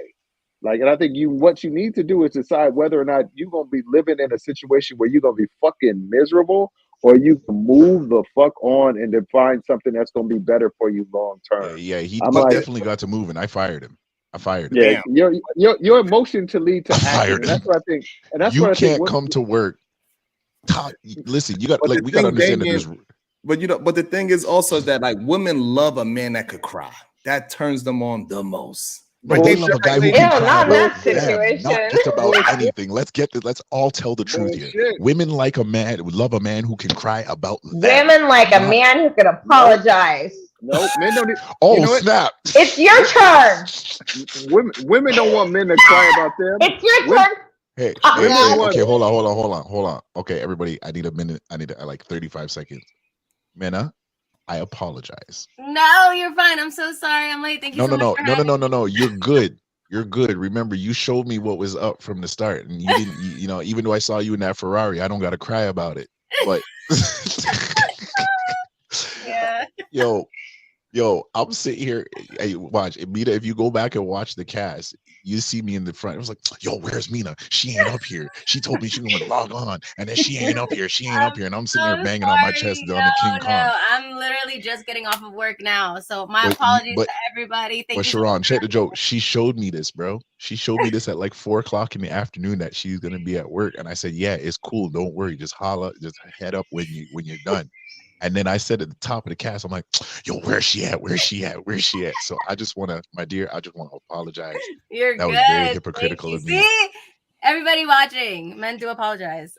There you go. There you go. We setting the standards, and we don't cry We about are. Ferraris Amen either. to that. I say all What's of a that to say Ferrari? this. Yo, listen, you guys don't understand that, that like, and I have stories, and I don't know if this is just a Canada thing, or maybe it's just a Toronto thing, and everybody's on there, painted nails and Drake. I don't know, but I mean, men in the States, Sharon, Damien, you'd have to tell me if you've ever seen one of your boys cry over a woman that wasn't really his main woman. Yeah, but like, man, I done lost my thought. I done Cried. see somebody fight over a chick that wasn't their chick at all, but just because their homeboy, they liked the girl, and the homeboy ended up hooking up with him, and they got in a fight. I've seen two really good friends of mine get into a fight over this one chick because one of them liked her, and she ended up hooking up with my homeboy. I saw that, and both of them lost a significant amount of respect. Can we pin this under sexual discipline too? Like, can there be some discipline within a man that he's not really going to act the fool for everybody just being frivolous? Like, you out there, you not mine. I didn't claim you. You didn't claim me. Why am I fighting? That's the one thing I never understood. Why am I fighting over you? Why am I arguing with you over you? Why am I yelling at anybody for you? You're not mine. That don't make no sense to me. I don't understand. Like, Sharon, real talk. If me and you ever disagreed on something, I would never fight you for a woman, and I would never expect you to fight me for a woman. Yeah, we both married, so he married, so he shouldn't be fighting you for a woman. I don't know. It depends. If it's over Miss True, hey.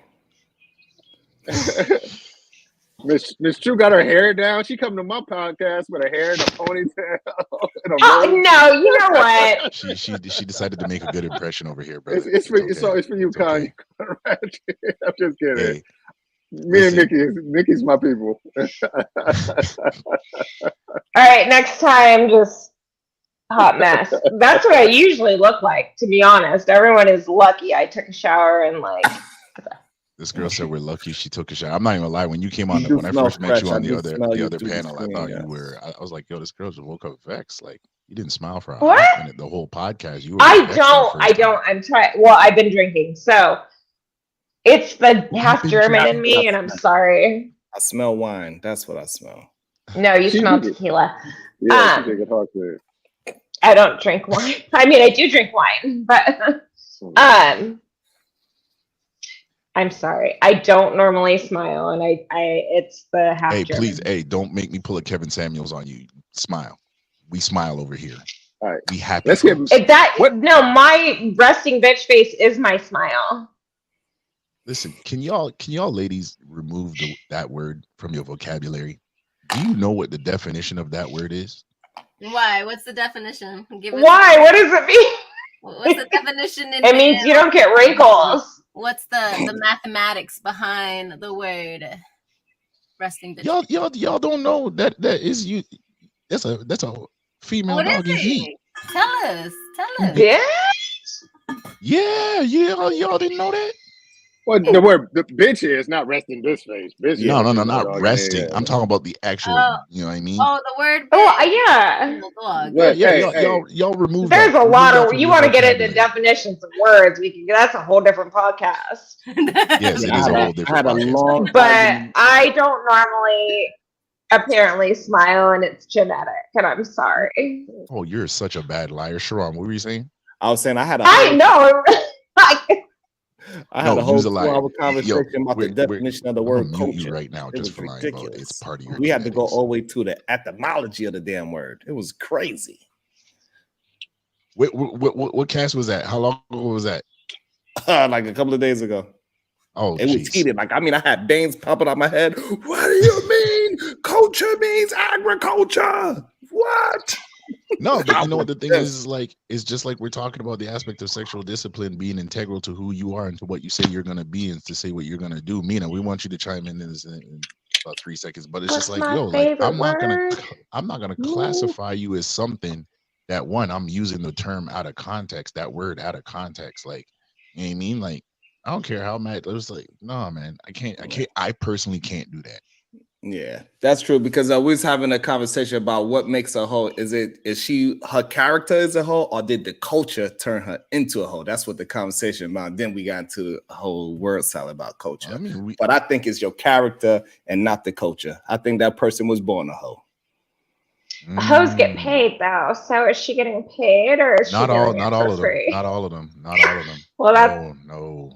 those are two different names. Yeah, those are two You're- different things. Yeah, you talking about a slut. Ashley, what you think? It seemed like you agreed with me. It's like you absolutely agreed that hoes are born and not made. 100%. I disagree with you. Don't even send me down that rabbit hole. We'll be here all night. Hoeing ain't No.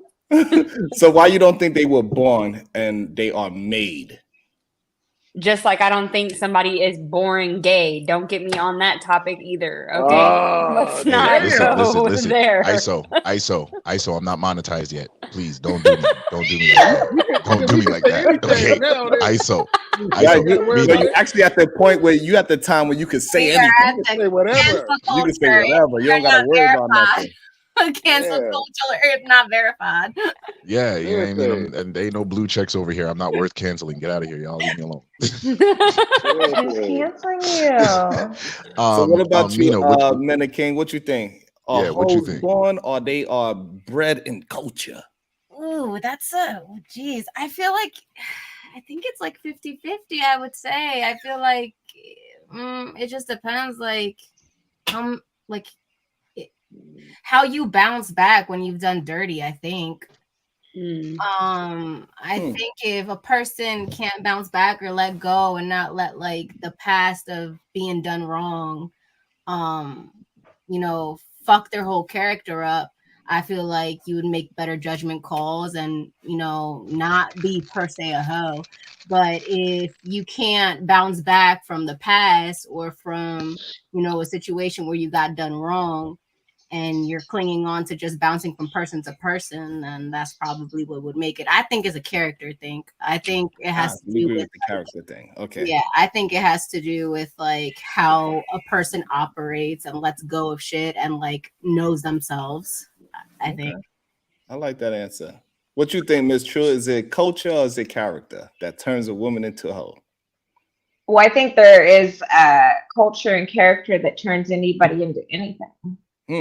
So you don't think, right? So it's because okay. So is somebody a crook? Is somebody a murderer? Is somebody? Do you get born that way, or does your environment raise you to be that way? Right. So if you really want to get into the psychological effect of things, sure, people are born the way they are born. Because there's a lot of people doing time for being born the way they were born, right? And there's circumstantial shit that turns people into who they were. They might have not began that way, but there is traumas that happen to people that may bring them to be why they are where they are today. So I just think there's too many things at play other than morals and values, and there's a lot of circumstance that's involved in it also, if you really want to get down to it. Yeah, I feel like this. I feel like I haven't met any promiscuous person, whether it be male or female, that had a great self-image of themselves. Like, oh my God, I just feel And where did that start? amazing. You know, like I said, that comes from like the things that you experience growing up. You know, you notice how to utilize things.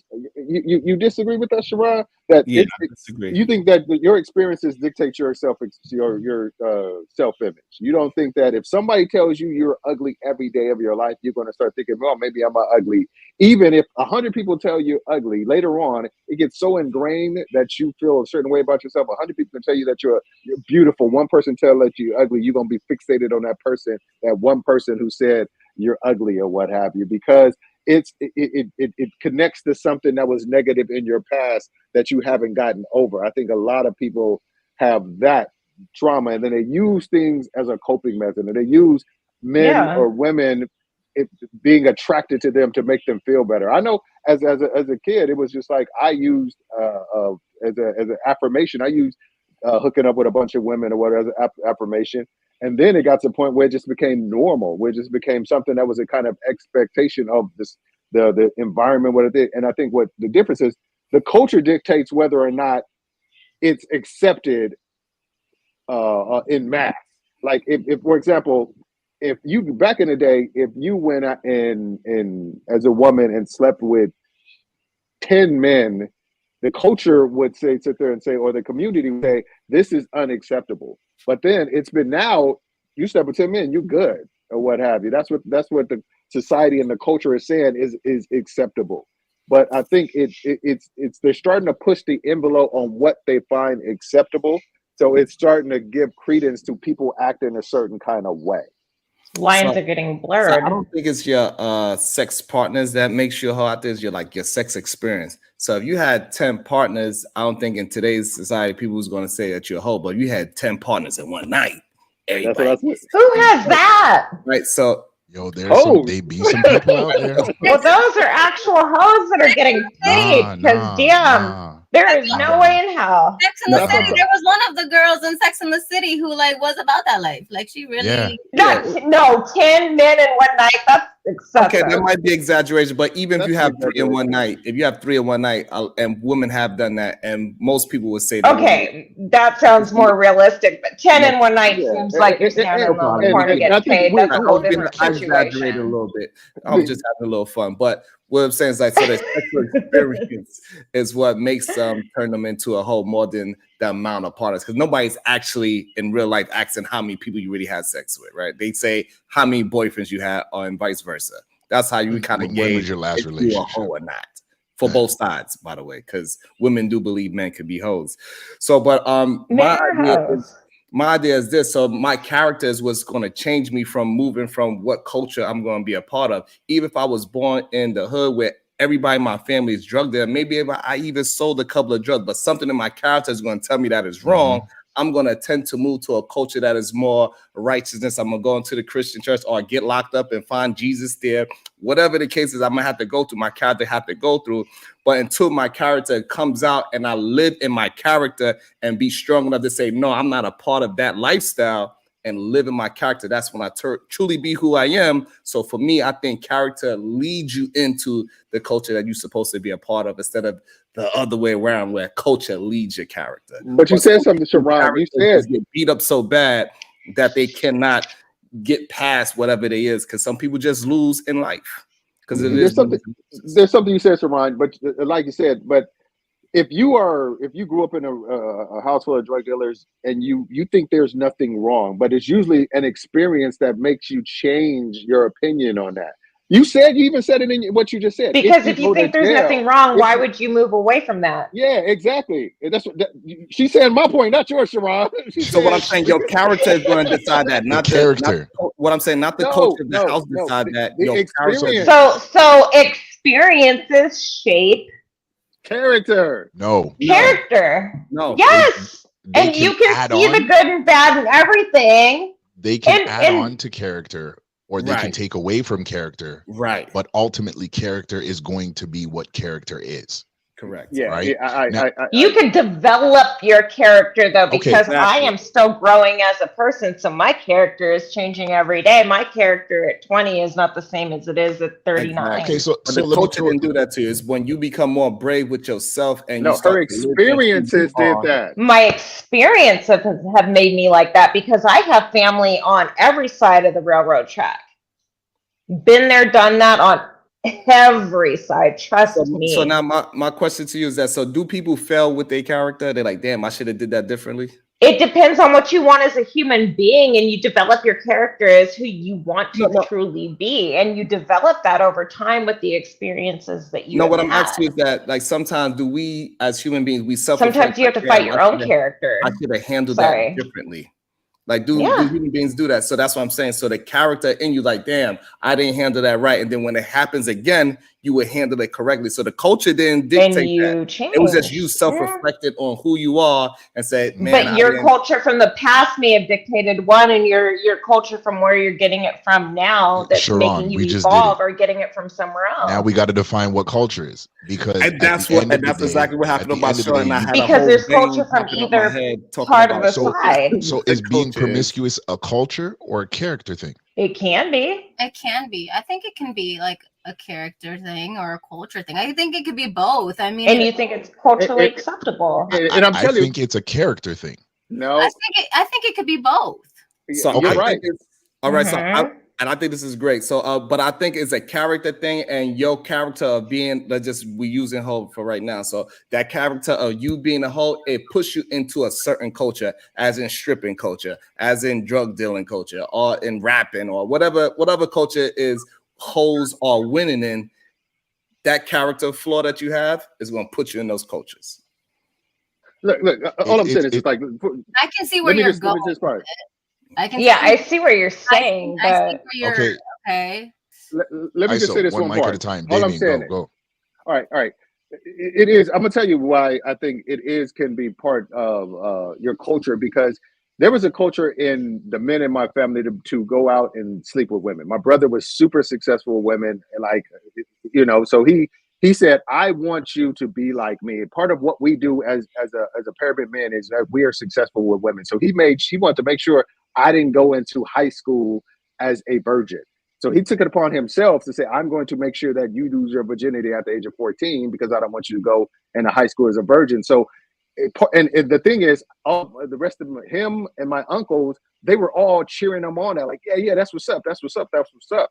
Because it was a part of our individual, like our family culture, to where you just didn't go to high school as a virgin. You went and got laid. You were successful with women. You had game. That was propagated into promiscuity, where I thought, okay, that's the way I'm supposed to move.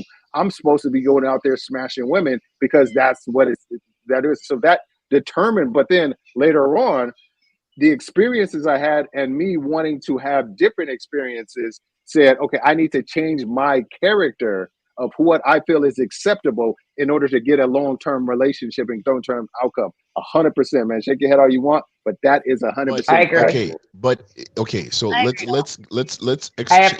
out the word culture, because I don't think we can use that word to describe what we're trying to say.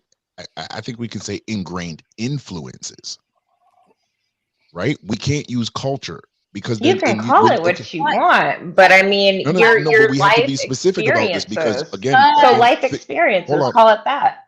Okay, but hold on. If we're talking, because remember what I said at the top of the podcast, we're supposed to be telling, especially young men right now, giving them some jewels on how they're going to be better than the narrative that's pushed to them. I don't want my son or other young men acquiescing to the narrative that because you are a high earner, you can exercise your options. Ooh, Well, bars. Right? No, Hold on. I'm not I done. agree with I'm not done. that. Hold on. Absolutely. I not. don't want my daughter acquiescing that because she can be an independent woman, she can go out there and jump from man to man as a man can jump from woman to woman. Those are narratives I do not want them to acquiesce to. That is not a culture in my home. That would be an influence from outside my home that impacts the character of the individual. So we have to use, on the other hand, that these narratives, they're not culture, they're influences. And we have to have enough. The character that we're talking about is built up, let's say, our morals. I think Damien, True, Ashley, Mina hasn't said it, but I think you were alluding to it as you comment in and out. And then I'll release this. We have to be careful of the influences that we allow to dictate at any given moment our character. And then the question then becomes, what does our own character mean to us? I can't, like, let's just be honest about this. As a man, we can't go around life sitting there saying, well, because Tommy did it, that's the reason why I did it. It doesn't, like, that doesn't equal to anything. It equals to people saying that you're not a leader. It equals to people saying that you're not fit to do certain things because you're always acquiescing to what somebody else did. Comes a point when you got to take accountability for yourself and for the morals that you hold true to you, and say, I'm going to be separate from the pack, whether they like it or not, whether I get ridiculed or not. Because at the end of the day, when I came in this space, somebody said, yo, Conrad, you're going to come in here holding men accountable and saying, yo, men, we got to do better. We got to do better. And they totally missed the part where I'm not trying to argue with 40-year-olds on how to fix your life. I'm trying to tell younger men how to abstain from self-destruction. So if I'm going to tell younger men and younger women how to abstain from self-destruction, I'm going to say, yeah, you got to get your character in check now. And you got to remain resolute in that, because that's how you're going to get the best of establishing whatever type of culture. Then we can say my family, my lineage, my community then has a culture that we're propagating. But for right now, it's influences that affect It's action, influences. and that is character. I can see where you're coming from with it. I guess culture is the word that is used now, but if we're looking at it from a bigger scope, okay, culture intentionally is, for example, I'm Colombian. I have a specific culture in my upbringing, right? But if we're talking about, I guess, what you're explaining, which seems like essentially like society and the influences it can have on the youth, then yeah, I would agree that that's a fair, change of vocabulary that should be changed.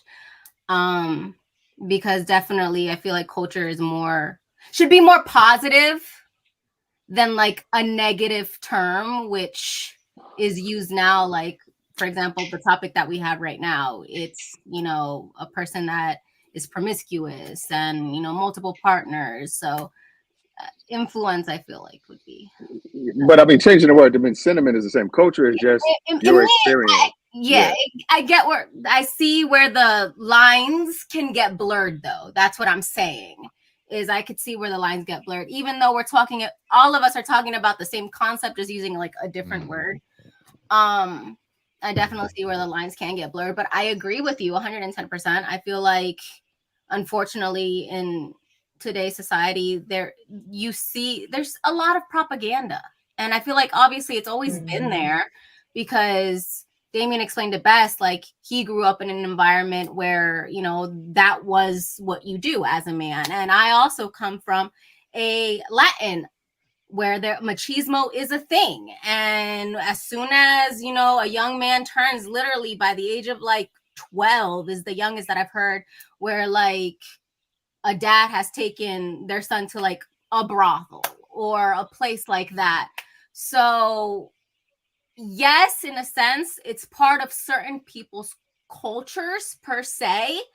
But if we're trying to talk about it as a whole, the influence is very strong on, the multiple partners and all of that. And it does come into play on a person's character and how strong a person is with their character, because nowadays, I feel like everybody's questioning their character nowadays because there's so much propaganda, like the youth, at least, that is coming up. I feel like, at least in the field where I work with residents that have mental health issues and so forth. So a lot of the people I work with are younger and they struggle with a lot of things. And I feel like it has to do with the fact that like a lot is being fed via social media. And it's really hard to, fight against something so big. Cultural, it doesn't mean it's right either. Yeah, it doesn't mean it's right. Because obviously, like, it to me, like, I don't understand the concept of a father doing that to their son. I also feel like it adds trauma to a son, at least from the men that I've interacted with and men in my family. I know that they have, their own shit that they have to deal with because they got exposed to something like that so young. You also see it a lot in, psychology, where Miss True was talking about, where you can have the best upbringing, but if you watch, can I say like pornography on here and stuff? Yeah, go ahead. Say the word corn.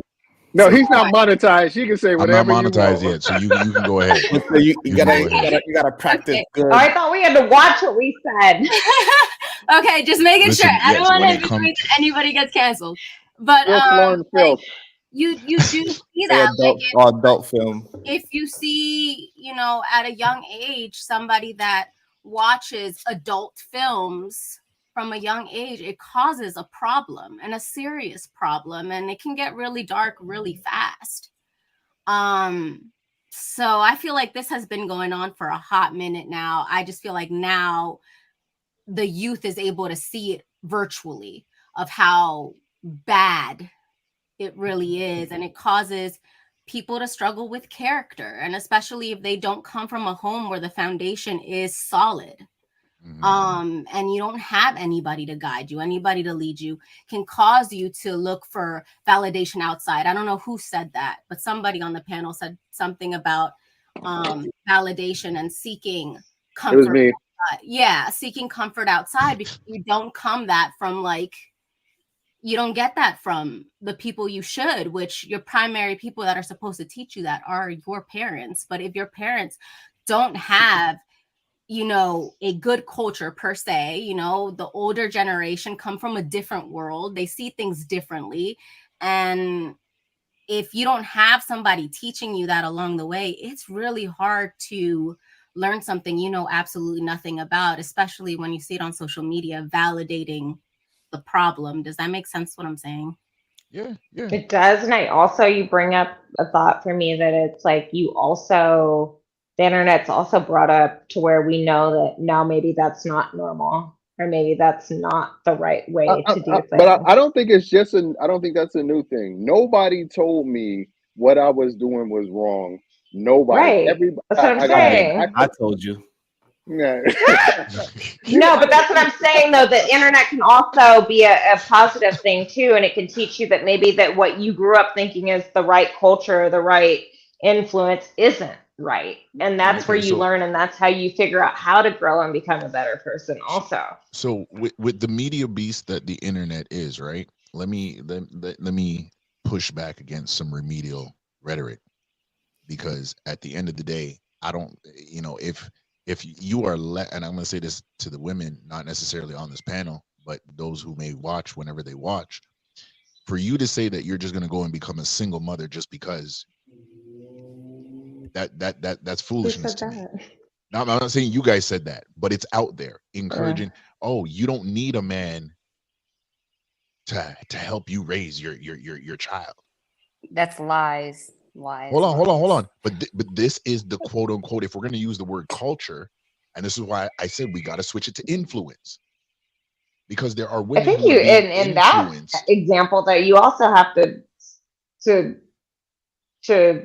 switch it to something else, though. But who like, are you just saying someone who gets knocked up and has a baby and is a single mom, or are you thinking somebody who throws their eggs at 40 and decided that's a good point, Whether because whether that's it's You you know what also I'm freeze your saying? eggs, because whether like it's you I've freeze seen your eggs or you go and But if take I'm 40 and I'm not married and I want a child and I want to freeze my go eggs and I adopt. have the wherewithal and the money and the means, then no, and I this don't Yeah, need a but man. is up, but you like see the you've thing seen is, that you see that a lot with like doctors too. I have a lot of like psychologist friends and doctors and stuff like that, women, where like, you know, they have the career, they have the finances, they just don't want the so just partner. because you have the Wants to career be- and you have the finances does not mean that you have the time to make the right impact on that child.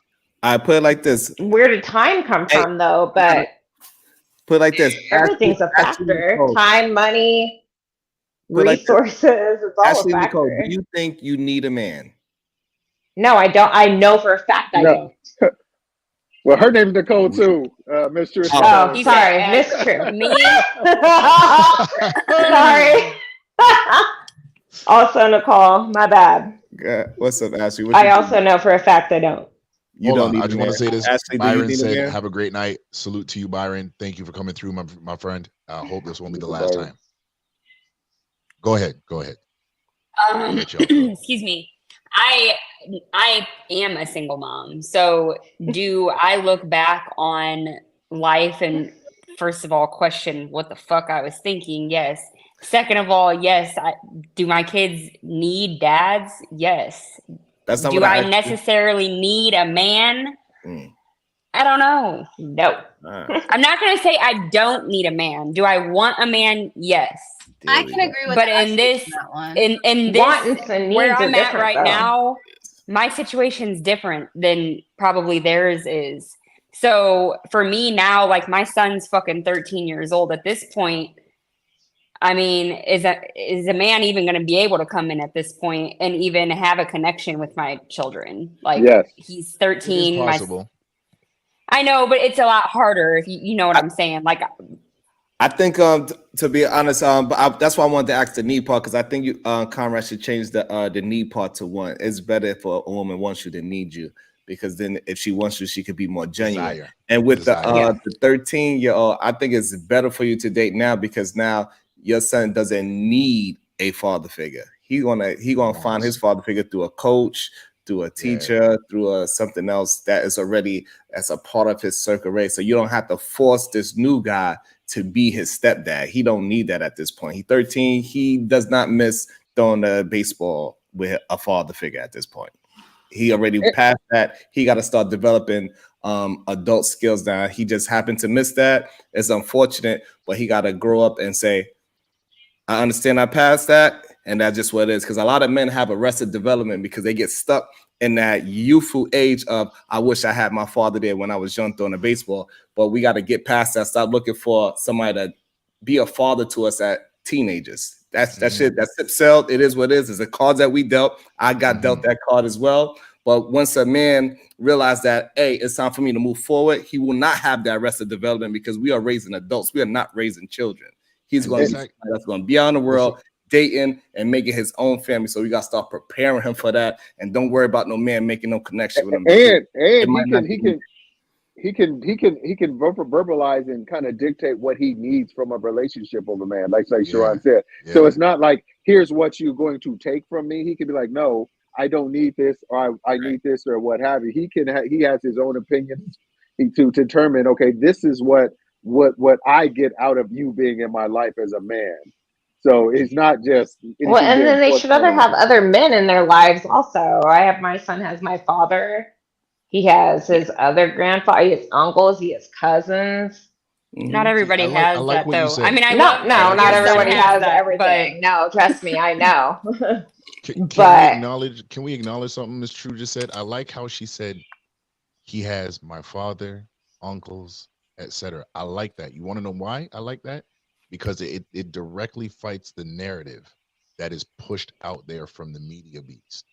Because they use the fact that you don't need a man, but you want a man, but that I don't need a man is used as a broad stroke to paint so many different things in the same light. And I wanna break that. So I like that you said that, because I want. Can you elaborate on that? What you just said just now. Elaborate a little more on what you just explained, because the it was media beast. Who, me or True? Oh, Conrad. Okay. Yeah. So and Sharon and Damien chime in if it's not a shared experience, but from what I see and oftentimes in my observation, I'm finding that there's a Bible of narratives, so to speak, that are being given to women at mass to try and get you um, to try and get So you not bad. necessarily to loathe the even the presence of a man, but to say it's not worth it to anything for a man to be present, and that is I think I think it that's depends if that's the woman's bitter. go ahead, Maynard. I think it would depend if the woman's. I think it would go also back to like what I was saying earlier. It no, I'm talking depends about the if the women who are person lying to is. women now. I'm talking about the women who are lying to women. Well, So the that Oh, social that media okay. influencers, the Mhm. cosmopolitan that is editors, that is the a But whole. clear you see way. that everywhere. Perfect example is like I'm really into fitness, right? Sorry to Mhm. sidetrack, but like the example is I'm really into fitness. I know a couple people in my fitness community that have had work done, and they lie to their viewers, saying that the work they got is all natural, all in the gym, da da da da. When no, it's not.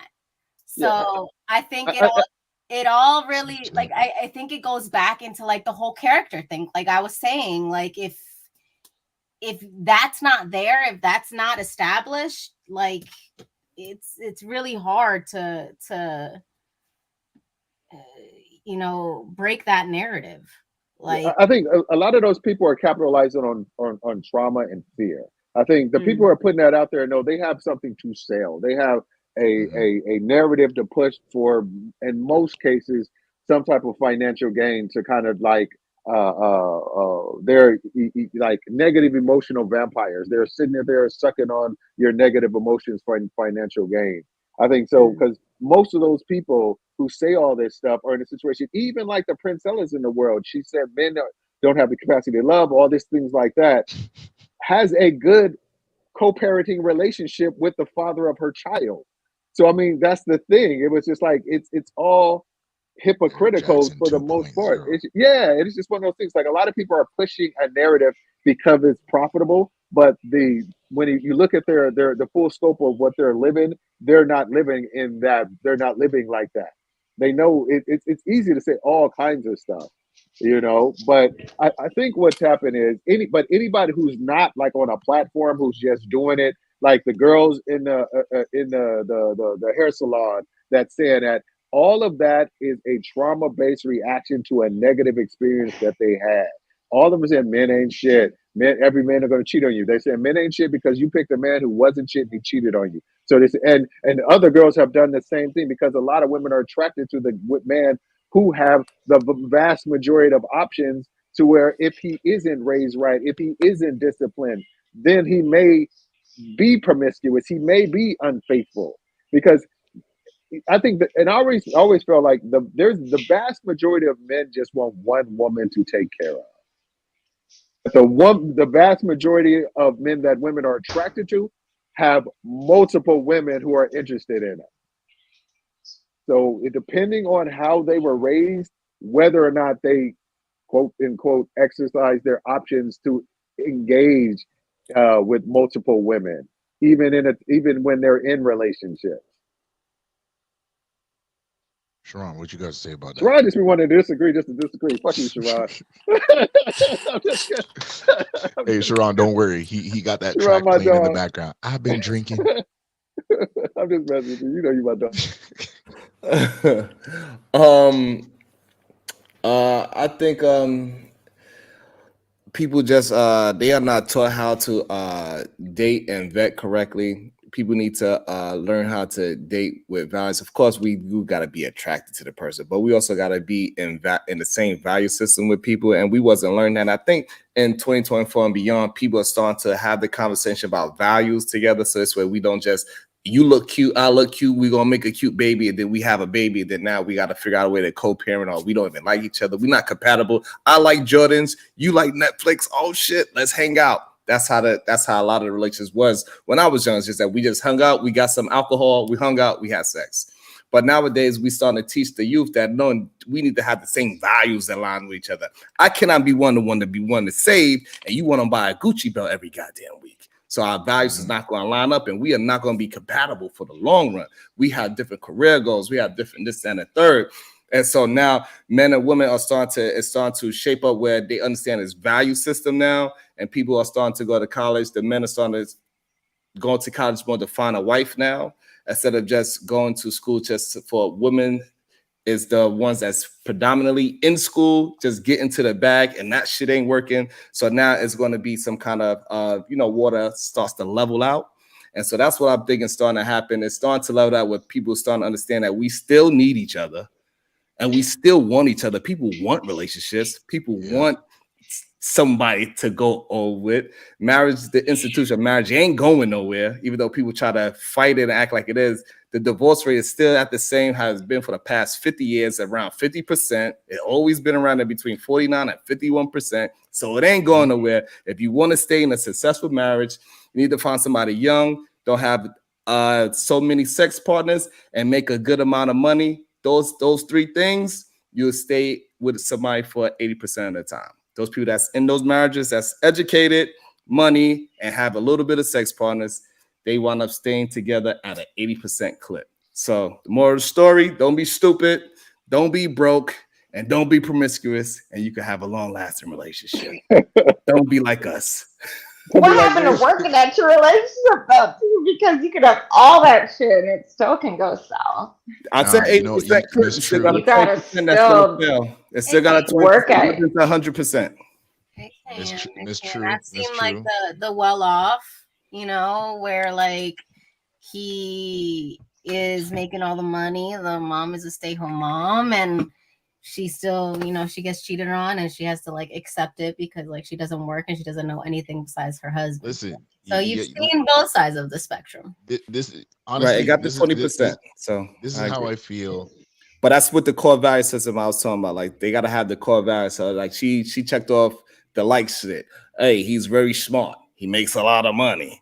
He's gonna take care of me. She all the things that she liked, but she didn't put none of her core values in, like as in being monogamous. Hold on, before that's the core value that she actually respects. Before the next person drops out because they've been drinking too much. Miss True, thank you for coming through. That's me. I told you before. No. You good. And I just want to let you know, I value you. I value you more than I value everybody's opinions here, and I respect you all, and I think that everybody has valid points, and I thank you for bringing me on the show tonight. But I do have to go handle some responsibilities. Yeah. Hey, I must see you Tuesday. Yeah. Tuesday? What's that? Nikki, I'm Tuesday? Me? Tuesday. Yeah. Yeah, you. Okay. Right. Okay. I'm waiting for that hiccup, Sharon. All right, y'all. Thank you so much. Have a good night. Good meeting you. Bye. Night. And I just want to say, I'm gonna learn how to say this name fully one day. Oahu. Oahu. Yeah, whatever you said. Oahu. Oahu. Yeah, there we go. Guppy guy. Salute to you, brother. Have a good night. Blessings to you. But you know what? I just really feel that, when we look at this overarching term called sexual discipline, there has to be something about a respect towards character and character of self. Sharon actually just said it. He really just capped it off. So I'm not even going to go and repeat this whole thing. I think there does have to be aligning with self of values, what you respect, how you're going to respect it, how you're going to live that out every day. And I mean, when it comes to the aspect of having relationships, we'll have better outcomes. We'll have better outcomes where people are honest and integral with each other, and integral with themselves. I really believe that the whole aspect of sexual discipline is not so much about what somebody else is going to get from me, but it's what I'm going to get from me. You get what I'm saying? Like, I like it that I'll put it like this. I remember when I was 21, my mom looked at me one day and she's like, "Damn, you ain't got no kids out there?" I was like, "No." She's like, "Why not?" I was like, "Mom, You was a single mom from the day you were 18. I had to live with you. That wasn't fun. Like, I love you, mama, but that wasn't fun. So thank you for teaching me the most valuable lesson ever. Don't make no babies. And Sharon's right. At the end of the Hope day, I my want to son point that thinks out to like the that. young men and the young women that are going to watch this. You got to maximize the time that you have while you're young so you can have more time and freedom when you're older to invest in the things and the people that you really want to invest in. Like, I love my wife, right? And I know Damien loves his wife. I know Sharon loves his wife. And we make moves individually. Brother, you such a disturber. Bro, You I know, know Anya right there looking at you. you know what I mean? We make moves to be able to enjoy their presence in their time. Same thing with our kids. And that's one thing. And I know you ladies, well, whether you're mothers or not, I know you guys make They moves to both be are. able to. You guys are both mothers? Meaning you're a mother? Say Mhm. word. Yeah, he's 9. Yeah, she got a 9-year-old. She got a big How boy. old are you, Luna? Yeah, I had him. I was a teen mom, so I definitely agree with you 110%. Teen mom is 19. Uh, no, I was 17 turning 18 at the time. So yeah, I was young. I was a kid raising a You still baby. young. Like, He said I was Ashley, young. you've been super quiet. I'm about to I'm fight you, you kissing know. 30, and I I feel don't like over talking people. It actually drives me insane. So that's why I just I really do believe that having kids really adds age to you because, like, you no longer just see from your perspective. You have to see from the perspective of your child because eventually your child is going to be a man or a woman. So you mean wisdom? You gain a lot of wisdom because Not age. you have to approach life differently, and especially if I was a single mom. Like, I did that shit on my own from the ground up. Like, I strapped my boots up, put my kid on my back, and that's what we did. We crawled through the mud. We did all of that. So with that being said, like, I really do I think that's extremely important. I tell, like, the youth that I work with all the time, especially the young girls, that I'm like, I love my son to death, but you got to be careful because once you have a kid, it's different. Like, it's really fucking different. And you don't have time to turn it off. You have What to is it different figure to? it out. What you mean is different? What's different? You can't think about yourself. You have to be less impulsive. You have to look at every problem from different angles. You can't just go off of feelings and emotions. You have to calculate things. You have to make tough choices. You have to do a lot of things that if you didn't have kids, it's your free range to fail. You're free range to make errors. With kids is a lot harder because at the end of the day, the one that's gonna, fall flat on their face, not just you, it's your kid. And then, So I think that's a mistake that we are making as a society. We only want to give people responsibility once they get a serious responsibility. We should give kids that responsibility from the beginning. When they're 16, 17, we need to start saying, hey, you are not just living your life for yourself. You're living your life for your future and your future children. I think that's where My man. My man. I think that's where society has messed up, is that just wait until you college, wait until you get your career, wait until you do this, wait until that. No, we need to be instilling all the responsibility early, especially with our young men, because they're the ones that supposedly not maturing fast enough. And the main reason I feel like they're not maturing fast enough is because they say, oh, let boys be boys. But the ladies for the past few years, when we was having this teenage pregnancy epidemic with the ladies, lately the conversation has changed. Like, no, you need to go to college, you need to do this and do that. And we see how it impacted the ladies. The ladies done heard all that information, and now it's damn near no more teen pregnancies.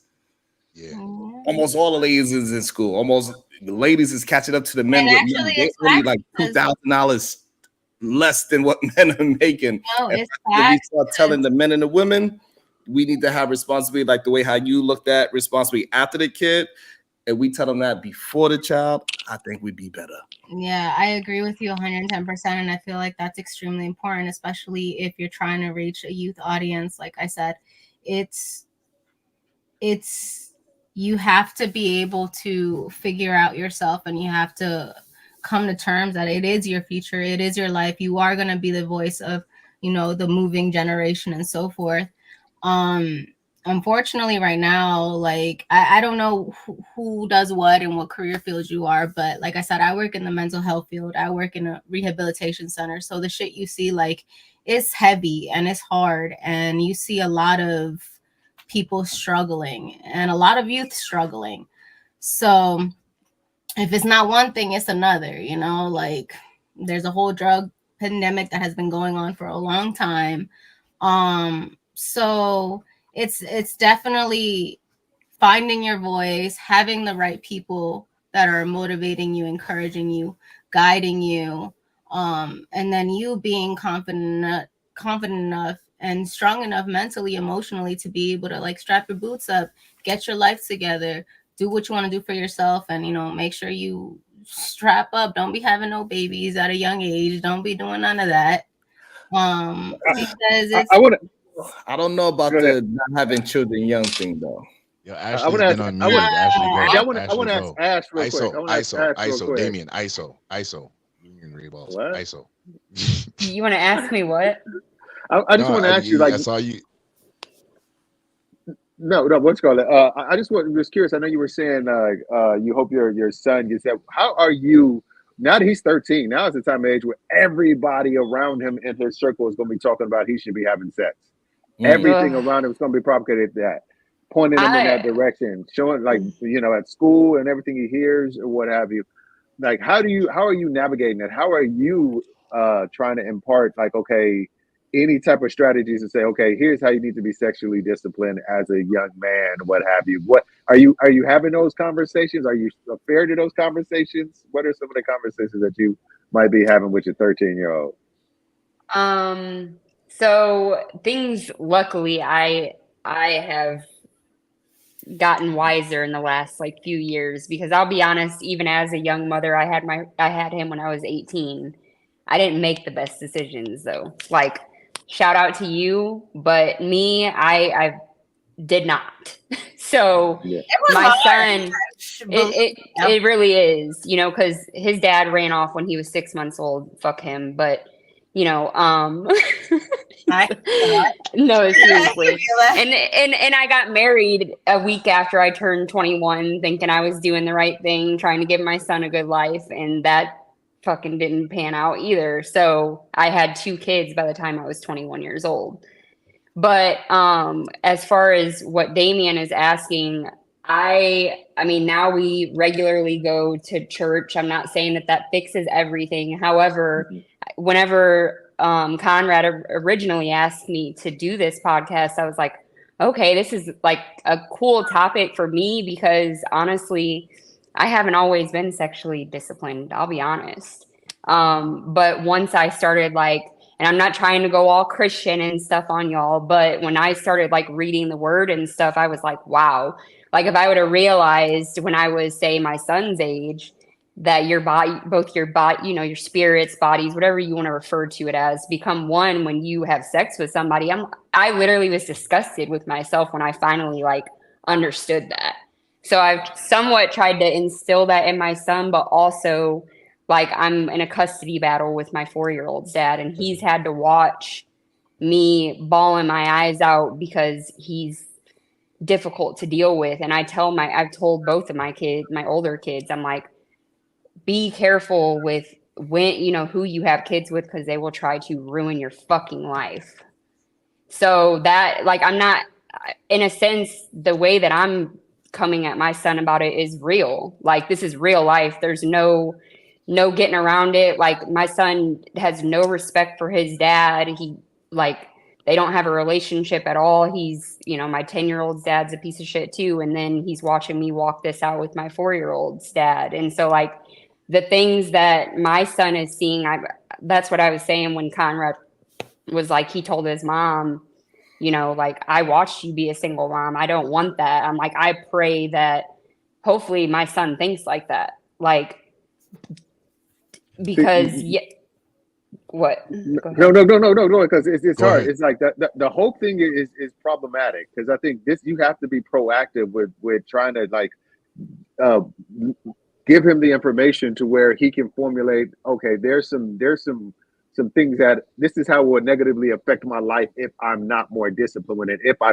Yeah. listen to the people out there, listen to the my friends saying I got to do it, or getting pushed into it, or if I have anybody around me encourage, because that's kind of how it was with me. It was just like I was pushed into it before I was ready, and then it became something that different than what it should have been to me growing up. You know, it was just something.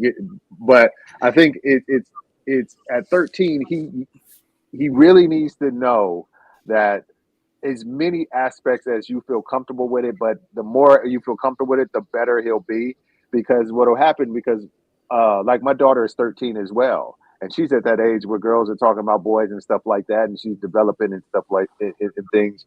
And I said, look, you know, I'm going to be honest with you. Like, there's going to be so much pressure on you to have sex or what have you, and uh, uh, sex is exciting. It feels great. It can make you feel like grown up, and it can be fun and stuff like that.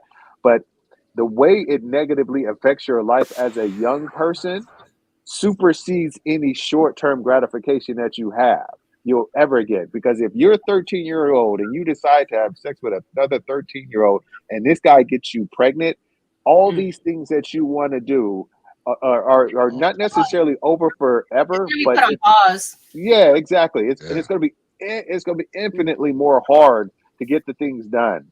It was like, Yeah. but it's just like there are some real life world consequences to that. The fun part of it is very minimal to the long term effects that it could have on your future, because you have things you want to do. I think if kids that have stuff they want to do, and that's another way to put it, they say like kids who are involved in sports and And activities and stuff like that are less likely. don't mean to interrupt, but I feel like adding, God forbid, you don't know what your baby's gonna be born with. And I'm firsthand experience. Like I said, I had him young, and one thing is, having a kid young and it's just a kid, but another thing is having a kid that has like a disorder. That is a whole other beast, a whole other ball game, and a whole other conversation, and a whole other way to deal with it. And quite frankly, like I said, I've been in the mental health field for a very long time. I've worked with children with autism, but once I found out that, my son's thought process is a little different, oh, that was the hardest pill to swallow, because I know that the world is going to see him differently, and there's a different form of pressure on him. And I have to make sure that, he can hold his own more so than a child that, has, things like a person that doesn't have to overthink or overdrive. Status quo. So Sharon, I want you to chime in because I know you've been holding back. I got a lot of thoughts. With the, I got a lot of thoughts, and I don't know where to start. Keep talking. I gotta mount it out this way I can get it up. Y'all gave me a lot of thoughts. Just you gotta bring it back in. You gotta funnel it down. I got you. You gotta put it in the funnel. All I'm saying is just like, but basically what I was saying is just like one thing that's going to be difficult for you is to combat what his friends and society, his community is telling him, because all they're going to say is it's fun, it feels good, and you're the man when you do it. So you have to figure out a way to like not be adversarial with that, because it's going to come a point in life where his friends are going to have just as much influence, if not even more, unfortunately, than what the things you say. So you trying to like combat that won't be as successful as you may think. So it just be like, yes, your friends are correct. It's fun. It makes you feel good and what have you. But here's the part that's going to make you feel like until shit. you feel like it was a damn waste of See, time. this is the part I don't agree with associating having children or having sex with a negative. Having sex at a young age with a negative? Yes, it is. I don't think it's at 13. It definitely is. I didn't lose my virginity till I was 16 years old. I waited. before after everybody else. And I'm telling you right now, my shit. Who did that?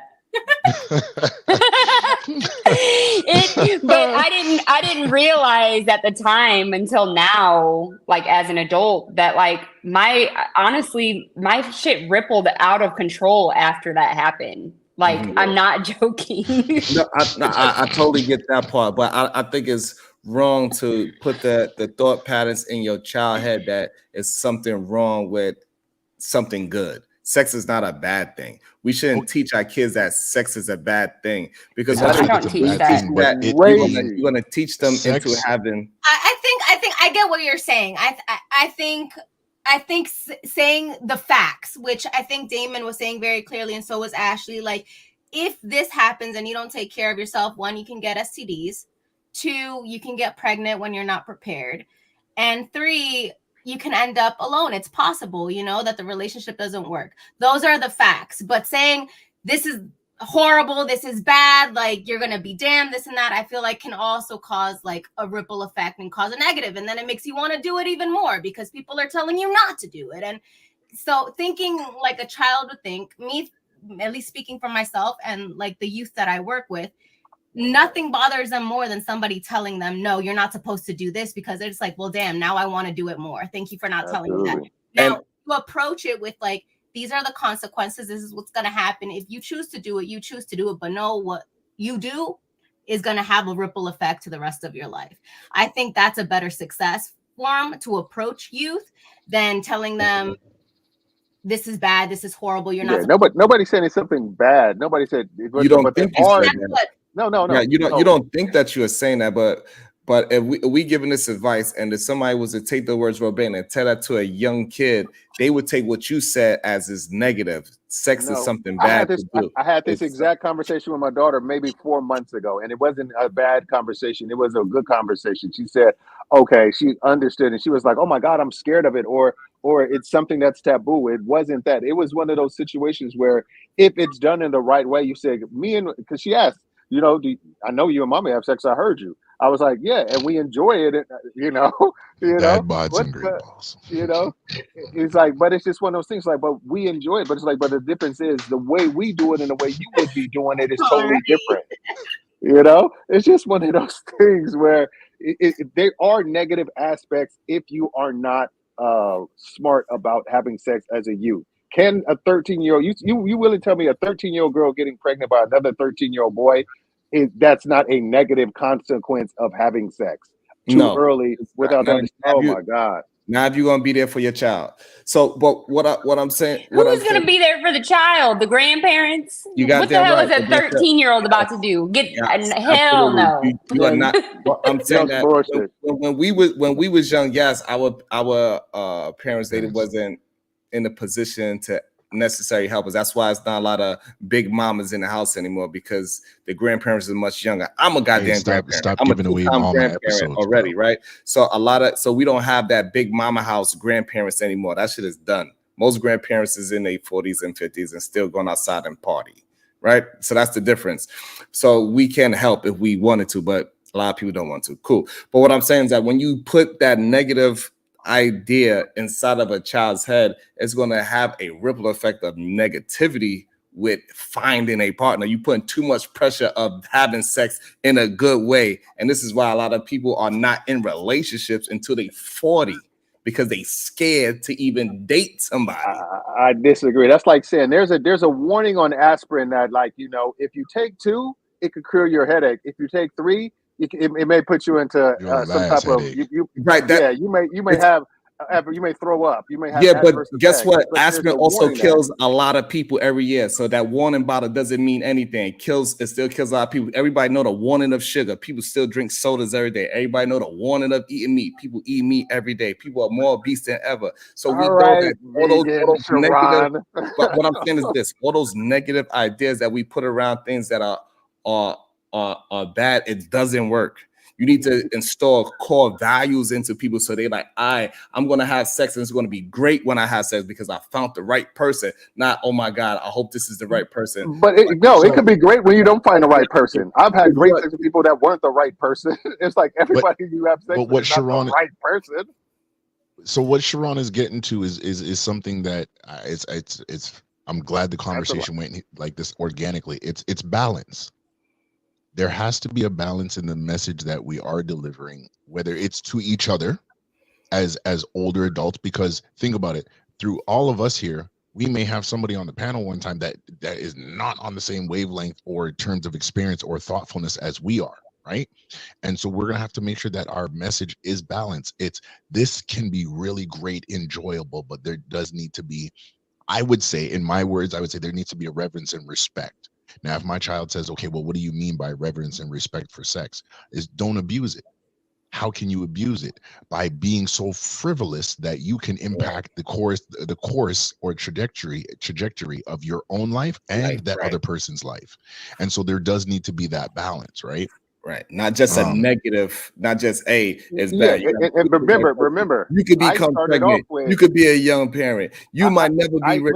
You might not go to school. You might not do this. Your life is going to be destroyed. I'm not going to help you. How you going to get a car? How you going to get a apartment? How you going to do this? Like, those are the things that you're saying to you. Do you remember what I said, Sharon? I started with, you are not going to be able to combat the negative aspects the positive aspects that the society and yourself have experienced and his friends or her friends are telling her about it. I'm not saying fight against it. All I'm saying is like, yes, those things are true. Sex can feel amazing. Sex is great. Sex can be fun. Sex makes you is affirming. Sex can get you popularity. I mean, all these things are true that your friends are saying. But some of the things that stop right there. So that's what I'm saying. Like, that's why I think it's wrong to say it. It's just like when we said earlier in the stream, when men was out there saying hoes are winning, it didn't stop women from being hoes. It made them more hoes because they say, yeah, that shit is fun, it's winning, and this. But I think that they're painting a part. We just be honest and we change their value system instead of trying to scaremonger our children into not having sex or to not having children. It will have a mass effect because it'd be a healthy. I disagree.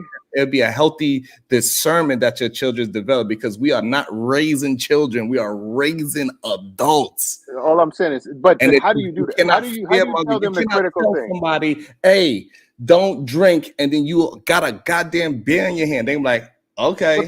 But then go ahead, Ashley. I know you're gonna jump in there. I agree with you on that big time because for me, like, I'm not gonna say I've been perfect, but I've decided to stop drinking, and it's because exactly what you just said. How am I gonna tell my kid don't drink because the outcome can be bad, but I'm doing it?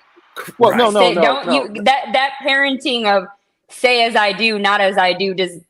I mean, did I just say that wrong? No. You know what I'm saying? Like, this shit doesn't work. But hold on, you got to walk that out. All I'm saying is, but there's a difference. Like, I'm having a drink on the back deck. My daughter came here, gave me a kiss goodnight, and she sees me with it. She's not gonna be like, oh my God, that means it's cool to drink. What she's saying is like, I do it in moderation. I'm responsible about it. You can do things in a responsible way, and you can impart that to your children. Right things there. can be done in a right there. Some people can. Some people can. Hold on. I know it's wrong. Hold on. Stop right there. Hold on. Jump in. I'm gonna jump in right there. That's exactly how you gotta approach the sex thing. You can have it in responsible. You didn't put a negative or positive on it. You just said do it responsibly. And that's how we gotta have all right, now, do you stop right there? I agree. No, hold on. No, you stop right there. What's responsibility and how children and kids they perceive negative and possible and responsibility are vastly different than what adults do. They don't perceive responsibility and critical thinking the same way in adults. And for you to make it seem like they can understand things on the same level that an adult can is bullshit. Because they don't process things. Yeah, exactly. They don't process. Their frontal lobe is not even fully developed where they can process shit. Hold on. Let me finish. Let me get the statement out. Let's have a back and forth. It gets too long-winded for both of us, right? Because that's why you stopped me, I stopped you, so we could jump in and build off each other's thought. Yeah, go ahead, bro. So what I'm saying is that's why I'm saying that we cannot put a negative or a positive on it. We gotta have just a responsibility and core value system on it because they cannot determine what is negative and what's positive about having sex. So once you keep putting the negative on it, they're going to have a negative connotation of sex, and they're going to be scared to even build relations with people to even get close to them. So that's why we got to have it the same way how you did the liquor, responsibility, and just leave it as that. No negative, no positive, because mommy and daddy does it as well. So it can't be bad. Like I said, giving more information will never be more detrimental to giving less information. There's no way that you're going to ever convince me the kids having more information about any subject is more detrimental than having less information. Because what now happens you being a contrarian. No. What's happened is if they have less information, they hear it from other places and try to fill it the holes with misinformation, and they hear it the wrong way. That's why you need to give the full picture of the things that happen. Nah, you can't give some kids the full picture. No. Well, you don't give your kid the full picture. You can't give some kids the full picture. You can. You absolutely can't give it the full picture. No. You can't give them a full picture of negativity neither. No, all I'm saying, but the negative aspects of it is part of the picture. You just don't put. No, it's not. I think. All right, so Damien, right now you having sex with your wife. What is the negative features of you having sex with your wife? I'm a married man. I'm a married man. No, I asked you a question. What is the negative aspects of you having sex with your wife? That is a disingenuous statement if I ever heard something. That's why, again. No. I'm not going to engage in that. I'm not going to engage in that. Because sex is not negative. We should not be teaching our children that sex is negative. We need to give them the truth about it. This is a bullshit hypothetical. This is a bullshit hypothetical. You are trying to equate a man and a woman in a marriage of 18 years having sex with a 13-year-old having sex with another 13-year-old. That is the dumbest thing I've ever heard in my life. No, you missing it. No, because you threw that shit behind yourself. Because it ain't. Again, you miss what I'm saying on purpose. Because you're not saying anything negative of significance. What I'm trying to explain to you is nothing negative about sex. We cannot teach people. There is something negative about sex. Being guys. It's something wrong with being irresponsible. Sex is nothing wrong with sex. When you are just an irresponsible human being, it's something wrong with almost anything you do. It's something wrong with drink if you're not doing that responsibility. It's something wrong with driving if you're not doing that responsibility. It's something wrong with everything we do in life, but we don't do it with responsibility. We cannot say, if you walk across the street, you might get hit by a car. Every time you go date somebody, they're gonna break your heart. Every time you get a job, you're gonna get fired. Nobody talks like that. So we can't do that. The fact that you're trying to equate that adults, who've had experience and discernment and can critical think with the same words that I'm saying, Damien. I'm not trying to have no. Adults don't always critically think, though. All I'm saying is, but you want your children to critically think. So you have 100%. To give them if you want them to critically think, you cannot paint a narrative of negativity. I think it also depends on the youth population that you're talking to. That's right. Depends on the age too. I think it depends. Like again, like I said, I have a 9-year-old and I work with a very diverse population. My youngest is 18 and the oldest is 55. So I got a question for you, Mina. It really depends on the person, the child, and the person that you're talking to, and where they are mentally. Dealing with a child with on a spectrum, right? Would you say it's better to point out all their flaws, or make them to seem, or you treat them as they are normal human beings and just deal with the way how they think? If they really highly communicative, get them into playing instruments and singing and rapping, because their mind thinks like that, because they think on a different way. For example, my daughter, she speaks 3 languages already at 10. She plays 3 instruments already. But if we didn't do all those things, her mind would be too busy into it, and she would be falling into her spectrum where she'd be weird. But since we never treated her weird, this is just normal life for her. I play this, I do this, and I do that. So nobody ever says anything about this so-called thing that we pay attention so much nowadays to, right? So it's not nothing negative. We just make sure she's responsible, understand that, hey, baby, you different, you special, and she's normal. She's get treated like a normal kid. This is the responsibility I'm talking about. So this is my question. That's a really good question, and I feel like that's a really good topic. Is your child also on the spectrum? Does she have disabilities or anything of that form? Okay, so at least with my son, obviously school has been extremely challenging. He's in special ed classes. He has an individualized plan, a behavior plan, all of that comes with children that have disabilities. So obviously, there's certain things that I have been honest with him about, because he has asked me. He's like, "Mommy, why doesn't this come easy to me? Why don't I understand this? I see, I don't know, Tommy sitting next to me, and why I don't understand." So there's certain things where I've had to be like, "Hey, like you said, like, yeah, you're a little different. You think things differently." Because he asked me, he's like, "Why?" Early on, he's like, "Why do I have to go to a different classroom? Like, what is it? Why do I get overstimulated when I hear loud noises or anything like that?" So I think what I've done with him is I've stated facts in a kid-friendly way to like, hey, like, some people are gonna look at you differently, and especially if like you're getting in trouble at school, because he has gotten in trouble. I'm like, automatically, unfortunately, you're the first people the teachers look at. And I have to explain that to him. I've had to explain that to him. And then I think you should do it differently. You should. And then hold on. And then after that, I'm like, but it doesn't change who you are. You just have to work a little harder than the other person, but you're able to do everything that everybody else can. You just have to work a little harder, and that's okay. That's totally fine. I'm like, there's other kids, and I bring him around other children that, so he doesn't feel so, because he has told me, he's like, I feel different. I feel alone. He's very intuitive. He's very empathetic. He's very aware, and he asks a lot of questions.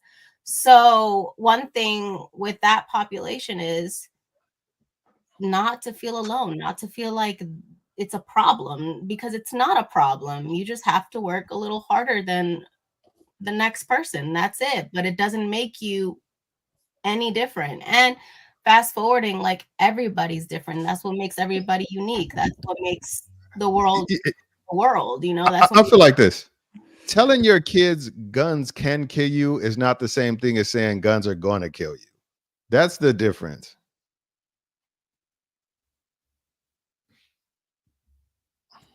I see that. Guns don't kill you. You don't teach your children that guns kill you. No, people kill you. A human being got to pull a trigger. What? Or telling a person with a gun can kill you, saying that they're going to kill you. I'm out, y'all. All right, Ashley. I appreciate y'all. Have a good night. All right. Bye. Bye. Oh, I gotta go to it. I'm supposed to have left like an hour ago. I'm in trouble. But you on mute. Oh, am I? No, not you. Conrad is. Conrad. We can't hear you. Yeah. But back to the thing, it's just like there's. Man, I want to have this concept. That's such a good concept. More information is always better than less information. That's how critical thinking is done. The more information, that's how you make better decisions in life. I believe that, like, I feel like safe information that is able to be processed correctly and not in negative context, I feel like that's a safe bet. It doesn't mean given negative aspects of anything does not mean you're fear mongering. Does not mean you're creating doubt or a negative spin on things. It just means you're giving a full picture of experiences. Yeah. So you can. I feel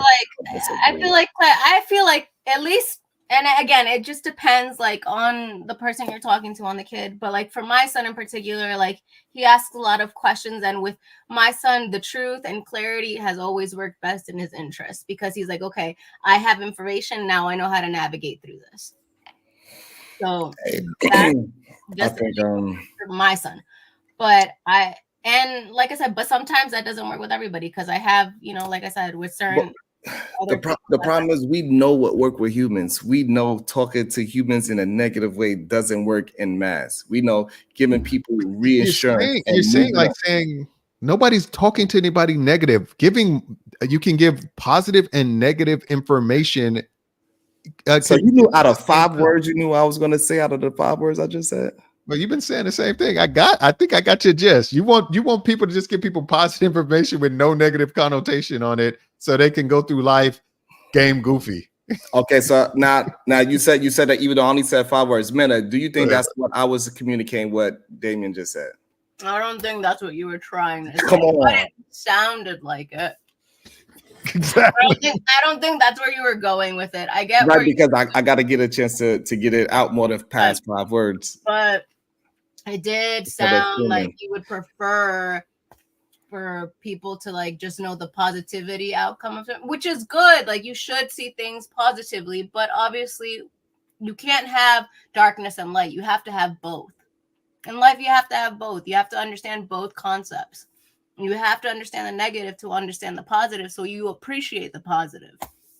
So I think that's why the information is important to give out. And then at the end of the day, the person that you're talking to, it's up to them to take that information how they wish to take it.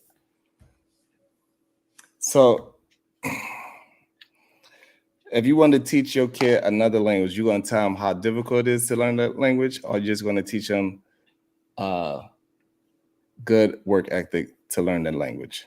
Both. But the thing is, what are the negative aspects of learning another language? It's none. Exactly. So why would you try to create some negative? Like it's going to be hard. Yes, that is creating negative teaching. So I'm saying when you take. All right. So again, when you are teaching somebody something, it is best to just to keep them pushing forward and give them the right philosophy. Your philosophy is what's going to drive a young human being. So you say, hey, you teach them work ethic, the philosophy of work ethic. They are not going to look at anything as hard, no matter how difficult it is. But the problem is that with your work, like the perfect example, like you just said, the work ethic thing, like the best of the best don't learn until they have failure. So, like I said, you need to have failure. You need to have some negative to be able to appreciate the positive once you get to the positive. And it's no such thing as lessons. You just got to get better. Like you said, because you word it differently. Yeah, exactly. And it makes a huge difference. If my child is trying to do something, if my child is trying to do something, I'm not going to say, hey, you failed at that. No, I'm saying, hey, you got to keep on working towards it. Keep on practicing. I'm not gonna say you fucking failure. You fucking failure. You need to learn. You need to learn from your fucking failure, stupid kid.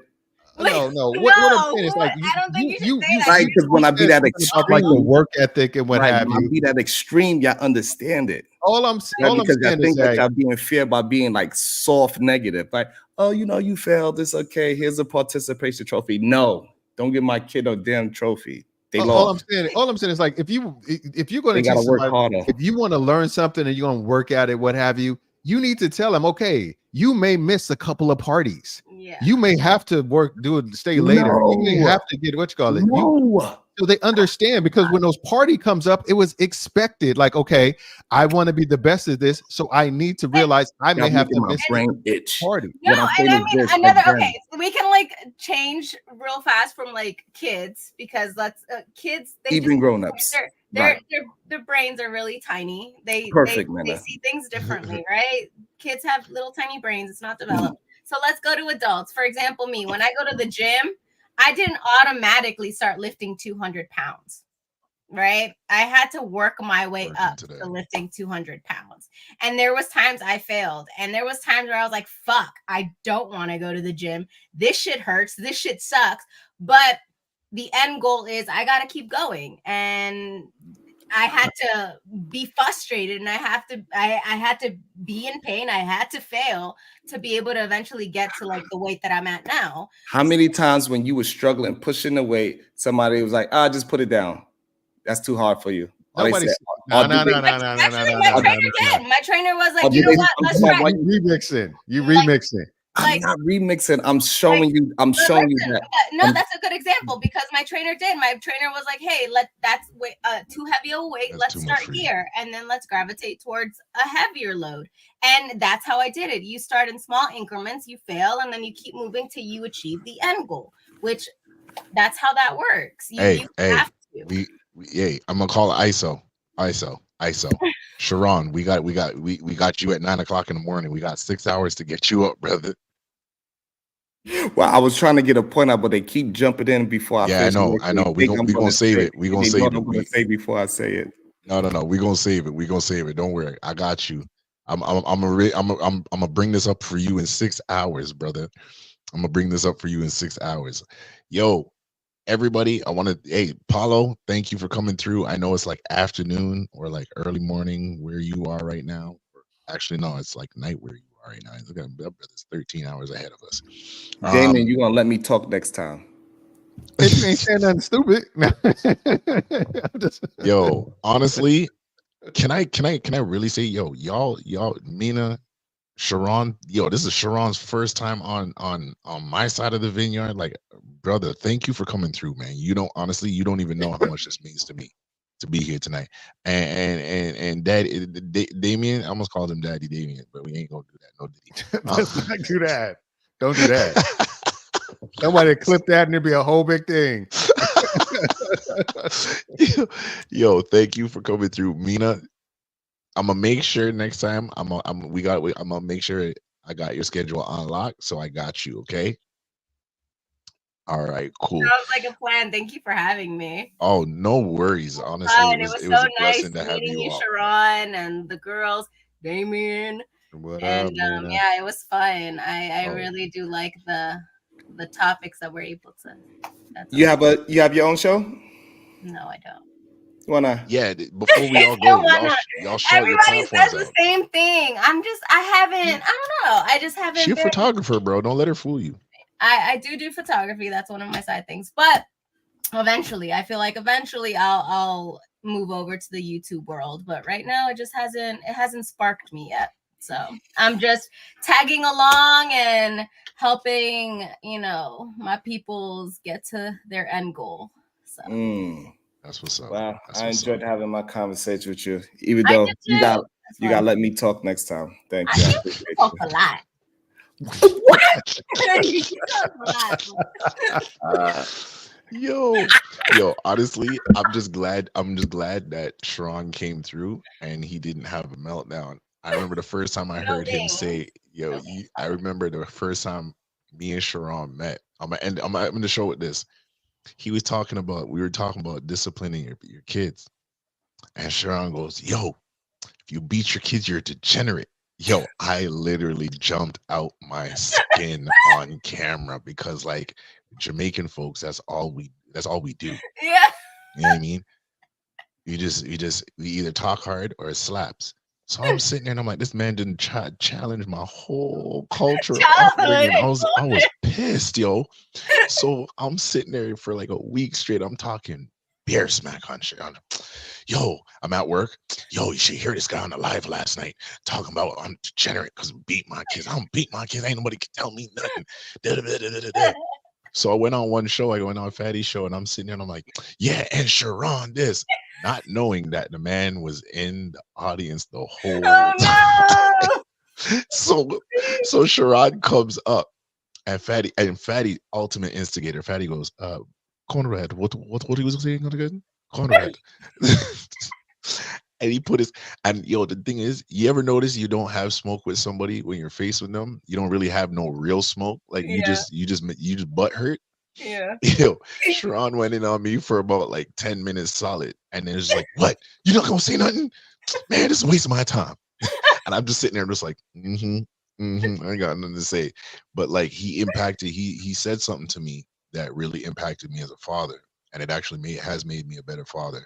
And I will always forever respect you for that, sir. Because you are out here changing minds and helping to elevate brothers. Whether the people give you your flowers or not, I am. So much love and support to you. Damien, you already know what it is. Go finish that bottle for me. It's been done.